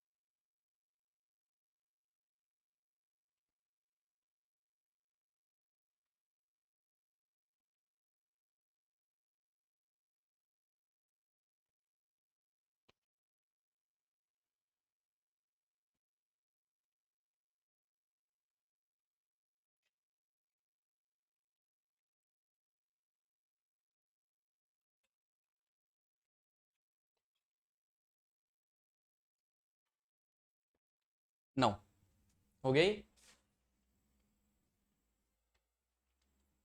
एक चीज बताओ, फ्रीक्वेंसी बदल रही है वैसे, मैक्सिमम टॉर्क क्या होता है, किसके प्रोपोर्शनल होता है? E2 स्क्वायर, एक NS आता है, अलग ले लेते हैं चलो इसको, 1/NS, और इधर आ जाता है 2x2। ये होता था कि E2 स्क्वायर 1/2x2 के प्रोपोर्शनल, E2 स्क्वायर तो आता ही था, NS भी आता ही है इसके अंदर। ये क्लियर है? नो, फ्रीक्वेंसी बदल रही है तो क्या क्या चीजें बदलेंगी? E2 बदलेगा। E2 डिपेंड करता है ना फ्रीक्वेंसी पे, कटिंग पे चलता है। E2 फ्रीक्वेंसी जितनी होगी उसी हिसाब से E2 आएगा। NS भी चेंज होगा, X2 भी चेंज होगा, डेफिनेटली चेंज होंगे। तो इनकी सबकी वैल्यूज आप चेंज करके जब पुट करोगे नई वाली में, तो आपको जो टी मैक्स पहले वाला, अब जो नया वाला आ रहा है वो पुराने वाले टी मैक्स के ही इक्वल मिलेगा। मींस फ्रीक्वेंसी को जब आप चेंज कर रहे हो तो आपके मैक्सिमम टॉर्क पे कोई इफेक्ट नहीं पड़ने वाला है। पहले वाले केस में पड़ रहा था क्योंकि S into directly V square के प्रोपोर्शनल था, मैक्सिमम टॉर्क वी स्क्वायर के प्रोपोर्शनल था। नाउ स्लिप जो पहले वाले केस में अब आपके दिमाग में आ रहा होगा, इसके केस में कि यहाँ स्लिप भी तो थी कि जैसे स्लिप बढ़ के टॉर्क को कांस्टेंट मेंटेन रख लेती, तो एक्चुअल में ये वाले टॉर्क की बात हो रही है यहाँ पे, इसमें कोई वेरी नहीं करेगा, ये शेप की बात हो रही है। ये रिक्वायर्ड टॉर्क है, रिक्वायर्ड टॉर्क कांस्टेंट रहेगा। ये क्लियर है? तो इसके केस में टी मैक्स 1 जो आएगा, मतलब मैक्सिमम टॉर्क आपका चेंज नहीं होगा। नाउ तो शेप कैसी आएगी कैरेक्टरिस्टिक की? जैसे आप दो फ्रीक्वेंसी ले रहे हो, एक बार आपने F1 ले लिया, एक बार F2 ले लिया, F1 आपने बढ़ा दिया, F2 कम कर दिया, तो कौन से पे क्या होगा? हम्म? जो मैक्सिमम टॉर्क है वो एक पॉइंट पे आता है, उस पे स्लिप होती है कुछ, उसको हम नाम देते हैं SM, R2/X2। फ्रीक्वेंसी को अगर मान लो आपने चेंज किया, अगर X2 को फ्रीक्वेंसी को बढ़ाया तो X2 बढ़ेगा, अगर X2 बढ़ेगा तो SM कम होगा। ये क्लियर है? तो इसकी कैसी आएगी कैरेक्टरिस्टिक?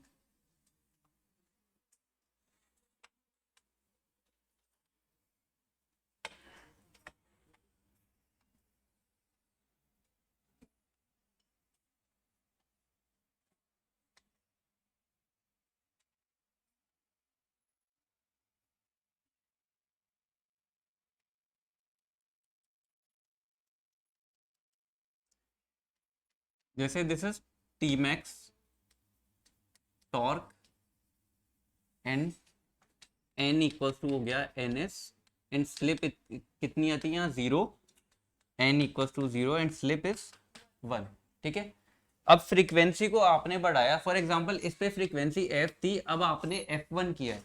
ठीक है, मैक्सिमम टॉर्क सेम रहने वाला है, लेकिन ये एस एम क्या होगा, जैसे ये वाला जो पॉइंट था,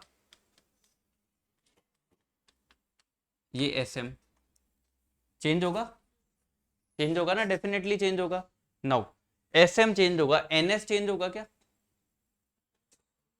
एनएस वाला पॉइंट भी तो चेंज होगा, फ्रीक्वेंसी बढ़ा है तो एनएस 120 एफ अपॉन पी पे डिपेंड करती है। तो आपके कौन कौन से पॉइंट्स वेरी करेंगे?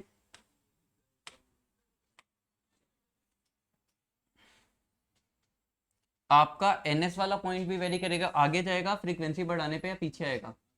आगे जाएगा। ठीक है, और आपका जो एस एम वाला पॉइंट है वो राइट साइड या लेफ्ट साइड? एस एम कम हो रहा है, एस एम कम होता है तो इधर जाएगा ना, इस साइड कम होता है, मीन जो नई वाली आएगी वो ऐसा है।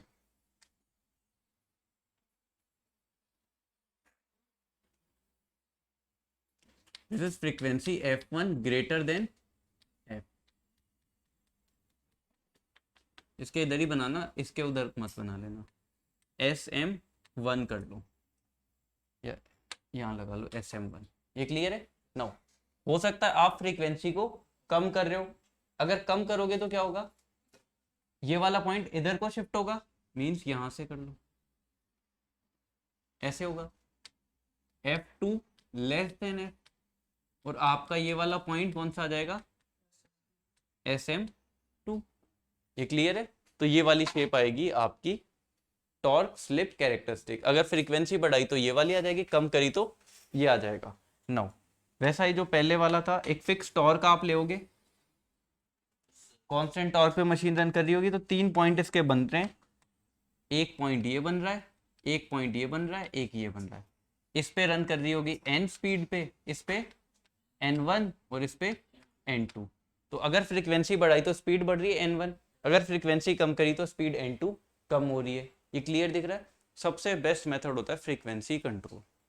अगर ओनली बोले फ्रीक्वेंसी कंट्रोल तो समझ जाना वो वी बाई एफ की ही बात कर रहा है, सैचुरेशन से बचाने के लिए वो वी को चेंज करेगा ही करेगा। ये क्लियर है? बस यही है आपका वी बाई एफ कंट्रोल, बस कॉस्टली है थोड़ा।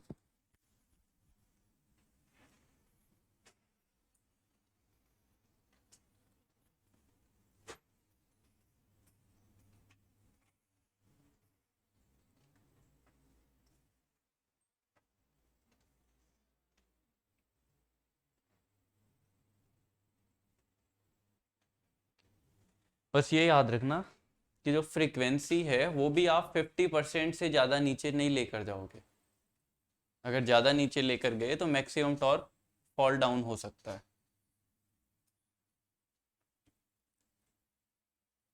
तो अगर फ्रीक्वेंसी पे वेरिएशन आ रहा है तो स्टार्टिंग टॉर्क में भी थोड़ा सा वेरिएशन है देखो, लेकिन एक्चुअली हर बार के लिए नहीं है, चलती मशीन के अंदर स्पीड को चेंज करना है। एनएस वाले पॉइंट अलग अलग बनाना, सेम मत बना लेना, और इन पे नाम लिख लेना, जैसे इसको लिख दो, this is N S one and this is N S two. Slip speed क्या होती है? एस एन एस मतलब N S minus N, slip speed इसमें सेम रहने वाली है, ये याद रख लेना बस। एस एन एस जो है वो आपकी सेम रहने वाली है, उस पर कोई इफेक्ट नहीं पड़ेगा एन एस माइनस एन। जैसे एन एस माइनस एन ये, एन एस माइनस एन ये, एन एस माइनस एन ये जो डिफरेंस आएगा N S minus N slip speed का, वो आपका इस कंट्रोल में सेम रहेगा, slip speed will remain constant.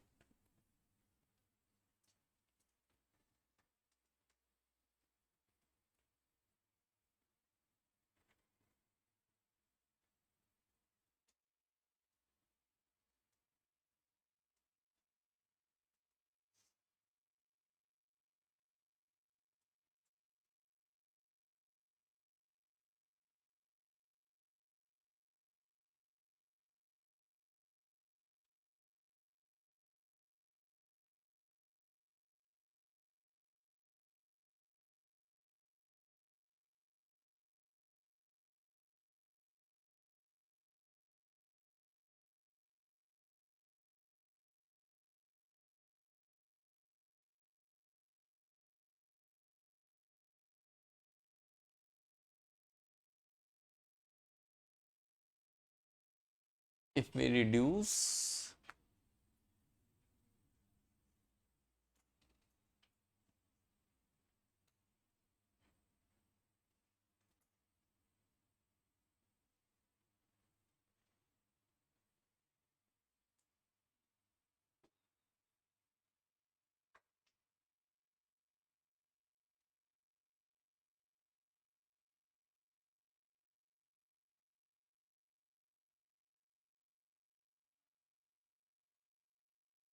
if we reduce frequency below 50%, if we reduce frequency below 50% of ns, if we reduce frequency below 50% of ns, then the maximum torque will fall down. If we reduce frequency below 50% of ns, then maximum torque will fall down. Then maximum torque will fall down. Next point, in V by F control, slip speed remains constant. In V by F control, slip speed remains constant. ठीक है, this method is expensive, क्योंकि frequency को change करना थोड़ा easy task नहीं है, तो थोड़ा एक्सपेंसिव होगा. This method is expensive. Clear है? नेक्स्ट कौन सा है? पोल चेंजिंग.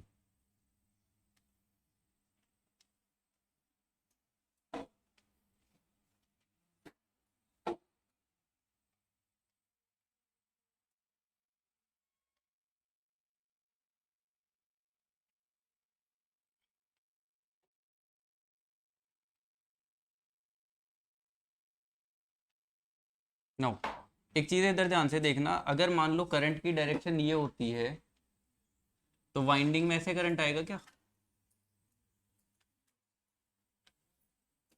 आएगा? नो. यहाँ पे क्या आएगा, डॉट या क्रॉस? डॉट. नीचे आएगा क्रॉस, यहाँ क्रॉस, यहाँ डॉट. पोल कैसे बनते हैं? पोल नहीं, बनने को तो बन जाता है, लेकिन वाइंडिंग के अंदर जैसे मान लो इसमें से करंट आ रहा है, इसमें से इधर है, जैसे इस साइड आपका डॉट है, उस साइड क्रॉस है, तो हमेशा याद रखना पोल जो बनता है डॉट और क्रॉस के बीच में बनेगा. फॉर एग्जाम्पल इसमें हो सकता है नॉर्थ बन जाए या साउथ बन जाए, कोई सा भी पोल बन जाएगा. नॉर्थ क्रॉस और क्रॉस के बीच में बनेगा? नहीं बनेगा. क्रॉस और डॉट के बीच में बनेगा. इसमें नॉर्थ बना तो इसमें साउथ बन जाएगा. ये क्लियर है? नाउ अब इस मेथड में पोल चेंजिंग में कुछ नहीं करेंगे. हम क्या करेंगे, जैसे रिवॉल्विंग कॉइल है इन दोनों टर्मिनल्स के बीच में, उस रिवॉल्विंग कॉइल को अगर हम इंटरचेंज कर दें आगे पीछे, लाइक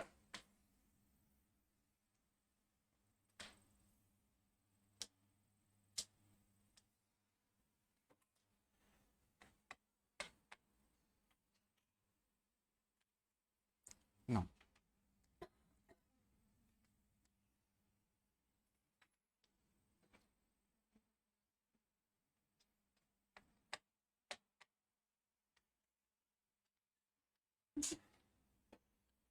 नो. अब करंट की डायरेक्शन बता सकते हो? इसमें तो सेम है. इस साइड में मैंने सिर्फ कनेक्शन बदला है, जो इधर ऐसे था रिवॉल्विंग कॉइल के थ्रू बदल दिया, 180 डिग्री रिवॉल्विंग कॉइल को रोटेट करा दिया. तो इसमें से कैसे जाएगा, ये और ये, यहाँ क्या जाएगा, डॉट, इधर क्रॉस. तो अब बता सकते हो पोल, यहाँ पे कोई पोल बनेगा? अगर यहाँ नॉर्थ बन रहा है तो यहाँ पे जैसे डॉट क्रॉस पे नॉर्थ आ रहा है, तो क्रॉस डॉट पे साउथ, फिर डॉट क्रॉस पे नॉर्थ, और इधर भी कोई आएगा क्या? इधर भी आएगा साउथ. रीजन क्या है, ये वाइंडिंग गोल है, ये जो क्रॉस है इसके साथ में होगा. वाइंडिंग तो रोटेटिंग में आता है ना, आपका जो स्टेटर है रोटेटिंग होता है, तो ये वाला और ये वाला दोनों मिलके साउथ बना देंगे. इस मशीन के अंदर कितने पोल थे? 2. उसमें कितने बन गए? 4. 4 बन गए ना. तो ये जो इसके अंदर मान लो स्पीड कितनी आती है आपकी, क्या ये डॉट है, डॉट है इधर, तो ये साउथ इसी का तो है, ये तो एक ही तो है, ये डॉट इसी के साथ में ही है. नाउ जैसे 50 हर्ट्ज फ्रीक्वेंसी मानते हो तो दो पोल पे स्पीड क्या होगी, 6000/2, 3000, 3000 आरपीएम होगी। और इसके केस में 1500। नंबर ऑफ पोल बढ़ा दिए तो आपने कर सकते हो ना। तो एक्चुअली ये आपका जो स्पीड कंट्रोल मेथड है, ये ऐसे नहीं कि आपको 1000 से 900 चाहिए तो आप काम में ले सकते हो। पोल चेंजिंग मेथड में आपको सिर्फ फिक्स स्पीड ही मिलेगी। फॉर एग्जांपल 2 पोल को आप 4 पोल में कन्वर्ट कर लो, 4 से आप 8 में नहीं जा पाओगे, आप 4 से वापस 2 में आ सकते हो बस, कि 3000 1500। अगर आपके मान लो कि कुछ और पोल बना रखे हैं आपने, तो उनका नंबर डबल कर लेना। जैसे 4 ऐसे बना रखे तो 4 के आप 8 कर सकते हो, बस यही फिक्स कर सकते हो। इसके अलावा वाइड मतलब वाइड वेरिएशन ऑफ आपका स्पीड है वो ये प्रोवाइड नहीं करेगा। ये क्लियर है? तो इसके अंदर फिक्स ही आपको मिलेगा, 2 का आप 4 कर सकते हो। यही आपका क्या है, पोल चेंजिंग मेथड। ठीक है, इसके सिर्फ अभी फोटो खींच लो, मैं आपको थ्योरी बस यही लिखनी है, मैं सेंड कर दूंगा तुम्हें। नेक्स्ट क्या आता है, क्या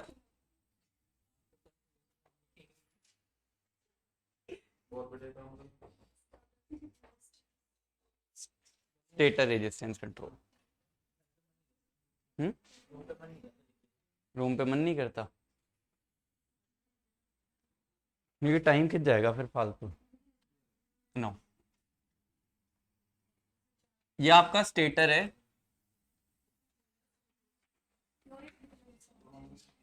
इधर देखो, अगर मैं यहाँ पे, इधर ध्यान से देख लो, इधर अगर मैं रेजिस्टेंस ऐड करूंगा तो क्या होगा, यहाँ पे स्टेटर से पहले यहाँ पे जो वोल्टेज है वो कम हो जाएगी। मीन जो वोल्टेज है आपकी वो रिड्यूस होगी, ये डेफिनेटली रेजिस्टेंस लगाने से। तो जब आप स्टेटर साइड में रेजिस्टेंस को इंक्रीज करोगे तो आपकी जो टर्मिनल वोल्टेज है वो रिड्यूस हो जाएगी। टर्मिनल वोल्टेज को रिड्यूस करके हम स्पीड को क्या करते थे, कम। ये हमने ऑलरेडी पहले देख रखा है कि उस तरीके से स्पीड कम हो जाएगी। लेकिन प्रॉब्लम क्या आएगी, जैसे फॉर एग्जांपल वी रिड्यूस हुआ, ठीक है, उससे क्या हो रहा है, आपकी जो स्पीड है वो कम हो रही है और स्लिप बढ़ती थी। एस इंटू वी स्क्वायर के प्रोपोर्शनल टॉर्क होता था, एस आपकी बढ़ती थी, स्पीड स्लिप का भी पता है नाउ। स्लिप अगर बढ़ेगी तो कटिंग बढ़ेगी या नहीं बढ़ेगी, स्लिप के बढ़ने से कटिंग बढ़ती है, मींस पीछे आ रहा है आपका रोटर। कटिंग के बढ़ने से क्या होता है, E2 बढ़ता है, E2 के बढ़ने से I2 बढ़ता है, और मतलब आपके लॉसेस वो भी बढ़ते हैं, तो आपकी जो एफिशिएंसी है वो घटती है। ये क्लियर है? तो ये भी एक उल्टा मेथड भी काम करता है। ऐसा नहीं है सिर्फ आपकी स्पीड ही आपने कम कर ली, आप अगर स्लिप को बढ़ाते हो तो E2 बढ़ता है, फिर I2 भी बढ़ता है और लॉसेस बढ़ते हैं, फिर एफिशिएंसी रिड्यूस होती है। तो ये जो स्पीड कंट्रोल वाला है पंगा, ये थोड़ा इंपॉर्टेंट भी। लाइक गाड़ियों के अंदर आपको अलग अलग स्पीड पे जाना है, पोल चेंजिंग तो आप बिल्कुल ही काम में नहीं ले सकते। ये वाला काम में ले सकते हो, ये भी नहीं ले सकते, क्योंकि कितना वोल्टेज को रेजिस्टेंस लगा लगा के थोड़ी करते जाएंगे। एक्सटर्नल रेजिस्टेंस है ये, दिस इज आर एक्सटर्नल। ठीक है, एक्सटर्नल रेजिस्टेंस को बढ़ा के आप टर्मिनल वोल्टेज को थोड़ा रिड्यूस कर सकते हो जिससे आपकी स्पीड कम हो जाए। ये क्लियर है? बढ़ा नहीं सकते आप इसको, रेजिस्टेंस लगा के बढ़ा थोड़ी सकते हो, बढ़ा नहीं सकते। ये कौन सा हो गया आपका, स्टेटर रेजिस्टेंस कंट्रोल। बस इकोनॉमिकल नहीं है, एफिशिएंट आपका ये नहीं है। इसकी भी एक बार फोटो ले लो, लिखने के लिए मिल जाएगा, मतलब थोड़ी सी थ्योरी है, ज्यादा नहीं। लिखाऊं?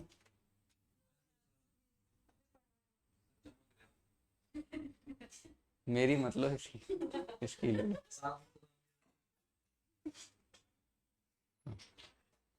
फिर नेक्स्ट कौन सा था, रोटर रेजिस्टेंस कंट्रोल। तो रोटर रेजिस्टेंस कंट्रोल में क्या होता है,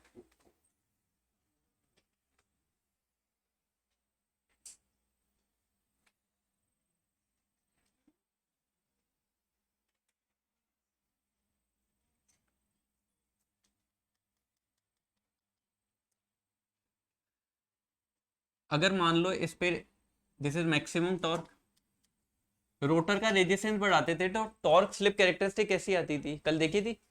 मीन रेजिस्टेंस अगर बढ़ाएंगे तो कुछ ऐसा आएगा क्या,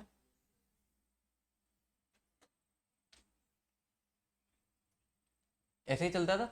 मीन्स इस पे अगर मान लो रेजिस्टेंस R2 है, इसका R2 डैश है, R2 डबल डैश है, ये ग्रेटर देन कर लो, तो ऐसी कैरेक्टरिस्टिक चलेगी या नहीं। मैक्सिमम टॉर्क आपका सेम रहता था, ये कल देखा ही था हमने। और ये क्या है, NS। कैरेक्टरिस्टिक्स बदलेंगे, डेफिनेट है, ठीक है। नाउ आपका जो मैक्सिमम टॉर्क की रिक्वायरमेंट है वो ये रहने वाली है, रहेगी ना। तो यहां से आप स्पीड देख सकते हो, जैसे यहां से आपको n मिल रही है तो यहां से n डैश मिलेगी, यहां से n डबल डैश मिलेगी या नहीं मिलेगी। तो रोटर रेजिस्टेंस कंट्रोल के थ्रू आप n यहाँ पे स्पीड ले रहे हो, रेजिस्टेंस को बढ़ा के आप स्पीड को क्या कर सकते हो, कम कर सकते हैं। दिख रहा है ये, कल हमने रेजिस्टेंस को बढ़ा के शेप देख ली थी ना, ये क्लियर है। ये टॉर्क की रिक्वायरमेंट है, कांस्टेंट टॉर्क की, तो इसलिए यहाँ पे आपकी क्या होगी, स्पीड रिड्यूस होगी और स्लिप इंक्रीज करेगी। ये क्लियर है। तो ये मेथड कैसा है, सही है या गलत है, मतलब थोड़ा इकोनॉमिकल है या क्या है, एफिशिएंट है या नहीं है। एक्चुअली ये एफिशिएंट मेथड नहीं है, क्योंकि रोटर रेजिस्टेंस कंट्रोलर, रोटर में आपने रेजिस्टेंस पुट किया तो आपकी क्या होगी, हीटिंग बढ़ जाएगी। अगर हीटिंग बढ़ती है तो, और रोटर रोटर के अंदर बढ़ा, रोटर की हीटिंग तो हमें बढ़ानी नहीं है, तो ये लेस एफिशिएंट मेथड है और बहुत ही शॉर्ट ड्यूरेशन के लिए काम में लिया जाएगा। अगर आप ले रहे हो तो इसको शॉर्ट ड्यूरेशन के लिए काम में लोगे, ऐसा नहीं कि आप इसको परमानेंटली मतलब रन करा रहे हो, क्योंकि परमानेंटली रन कराओगे तो क्या होगा, रोटर हीटअप हो जाएगा आपका। तो ये क्लियर है ना, तो आपकी एफिशिएंसी रिड्यूस हो जाएगी। ये रोटर रेजिस्टेंस कंट्रोल है, इकोनॉमिकल नहीं है। और पॉसिबल किसमें, सिर्फ स्लिप रिंग में पॉसिबल है, क्योंकि रोटर रेजिस्टेंस उसी में एक्सेसिबल है, स्क्वायर गेज में पॉसिबल ही नहीं है। ये क्लियर है। इसकी भी मिल जाएगी वैसे थ्योरी, फोटो खींचनी है इसकी, फोटो खींचो तो खींच लो, बाकी मैं भेज दूंगा, ठीक है। बाकी एक सेकंड, एक और बता देता हूँ, दोनों ही बता, दोनों ही बता, चलो ठीक है। दूसरा, इसके बाद ब्रेकिंग है बस, ब्रेकिंग तो slip power recovery. Slip power recovery में ये होता है, जैसे मान लो ये दो तरीके में होगी आपकी। इसका या तो आपका जो वोल्टेज है, जैसे मान लो आपकी मशीन रन कर रही है, तो रोटर का जो वोल्टेज है वो क्या होता है, S/E2। अब इस रोटर के अंदर आपको क्या एक्सटर्नल वोल्टेज जो है इंजेक्ट करवानी है। हम क्या करेंगे, एक्सटर्नल वोल्टेज इसमें रोटर के अंदर इंजेक्ट करवाएंगे।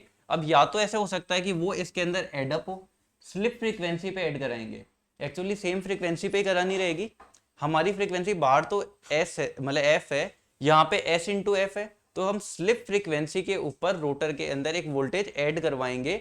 हो सकता है कि वो ये जो अंदर वोल्टेज इसको बढ़ा दे, मीन जो आपका E2 है अंदर उसको बढ़ा भी सकती है अगर ऐड हो गया तो, और अगर कम भी कर सकती है।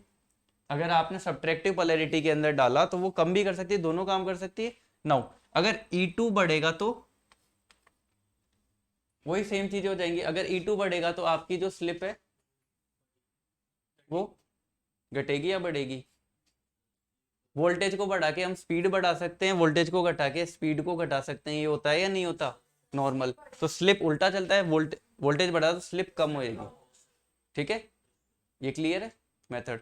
और नाउ E2 के अंदर, E2 के अंदर स्लिप रिकवरी के अंदर ये, जैसे आपका जो वोल्टेज अंदर का S/E2 है, तो इसके अंदर हम लोग स्लिप फ्रीक्वेंसी के ऊपर रोटर के अंदर वोल्टेज इंजेक्ट करवाते हैं, एक्सटर्नल वोल्टेज। हो सकता है हाँ, स्लिप फ्रीक्वेंसी के ऊपर हो सकता है वो वोल्टेज इसमें ऐड हो सकता है इसको कम कर दे, मतलब रिड्यूस करे, दोनों करेगा। लेकिन याद रखना स्लिप फ्रीक्वेंसी के ऊपर। तो वोल्टेज को हम चेंज करा के हम लोग क्या कर लेते हैं, स्पीड को चेंज कर लेते हैं। इससे ज्यादा नहीं, ऐसे मत सोचना ये टॉपिक मैं उड़वा रहा हूँ, इससे ज्यादा समझाने का भी नहीं है। आप थ्योरी के अंदर भी देख लेना, इतना ही आएगा। ये क्लियर है। नो, एक आता है कैस्केडिंग। कैस्केडिंग के अंदर क्या होता है कि आपकी जो दो मशीन है वो ली जाती हैं,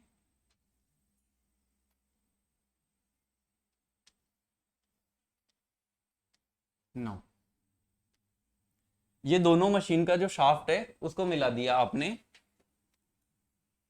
this is slip ring induction machine. ये आप स्क्वायर केज इंडक्शन मशीन ले लो या फिर slip ring induction machine. Now इसके अंदर क्या करते हैं, जैसे यहां से रोटर थे, आप इसको सबसे पहले सप्लाई देते हो किस फ्रीक्वेंसी पे, एफ पे देते हैं। यहां से स्टेटर मतलब रोटर के अंदर से हमें क्या लेना है, एक इनपुट पावर लेनी है और इस स्लिप रिंग या फिर स्क्वायरल गेज मशीन को देनी है। रोटर से पॉसिबल है क्या लेना सप्लाई? ले सकते हैं, नहीं ले सकते? ले सकते हो या नहीं ले सकते? किस मशीन में ले सकते हो? स्क्वायरल गेज में रोटर एक्सेसिबल नहीं है तो स्क्वायरल गेज में नहीं ले सकते, स्लिप रिंग में ले सकते हैं। स्लिप रिंग्स निकलती थी तो यहाँ पे सिर्फ स्क्वायरल गेज काम में ले सकते हो क्या? इसमें स्क्वायरल गेज काम में नहीं ले सकते, ओनली यहाँ स्लिप रिंग लेनी पड़ेगी। नाउ इसकी फ्रीक्वेंसी कितनी निकलेगी, एस एफ। अब इस मशीन को आप एस एफ फ्रीक्वेंसी पे सप्लाई दे रहे हो, ये क्लियर है? अब दोनों जो मशीन है दोनों एक साथ मिलके रोटेट करना स्टार्ट करेंगी। हो सकता है इनकी स्पीड जो है वो एक दूसरे को ऐड करे, हो सकता है सबट्रैक्ट करे। तो ये ऐसे काम करता है, जैसे आपकी या तो स्पीड ऐसे काम कर सकती है कि 120 F upon P1 plus P2, या फिर सेकंड स्पीड हो सकती है, अगर क्यूमुलेटिव हुआ तो ये हो जाएगा, डिफरेंशियल हुआ तो 120 F upon P1 minus P2। बस फाइनल यही है कि इनकी स्पीड को हम चेंज कर सकते हैं, मतलब आप या तो बढ़ा सकते हो, बढ़ाने में ये काम में ले लो, घटाने में ये काम में, ये दोनों को एक साथ लेने का है और इसका कोई सेंस भी नहीं है, ये कोई काम में नहीं लेता है, बस ये किसी ने बना दिया कि हाँ भाई दोनों को कनेक्ट करके कर लो, कुछ नहीं करते। हाँ नहीं, वो तो यूटिलाइज तो किया जा सकता है, वो तो मैकेनिकल बियरिंग बहुत सारे तरीके आते हैं यूटिलाइज करने के, तो लेकिन वो दोनों को मिलाकर रन कराना उसका कोई मीनिंग नहीं, सेंस नहीं है। तो ये फालतू सी चीज़ है, ये वाला लास्ट वाला। तो जो इंपॉर्टेंट है वो आता है V बाई एफ कंट्रोल, जो फ्रीक्वेंसी कंट्रोल है, क्वेश्चन उसी में से आता है, याद रख लेना। V बाई एफ कंट्रोल थोड़ा इंपॉर्टेंट है, बाकी सारे ऐसे ही हैं, ठीक है। चलो फिर अब ब्रेकिंग ब्रेकिंग बची है। इसमें से किसी में भी डाउट हो मैं आपको नोट सेंड कर दूंगा, 1 या 2 पेज के अंदर ये सारा ही लिखा हुआ मेरे पास, ठीक है। Thank you. फिर ब्रेकिंग है और फिर इंडक्शन जनरेटर, कल क्लास है क्या? फिर वहाँ बोल देना,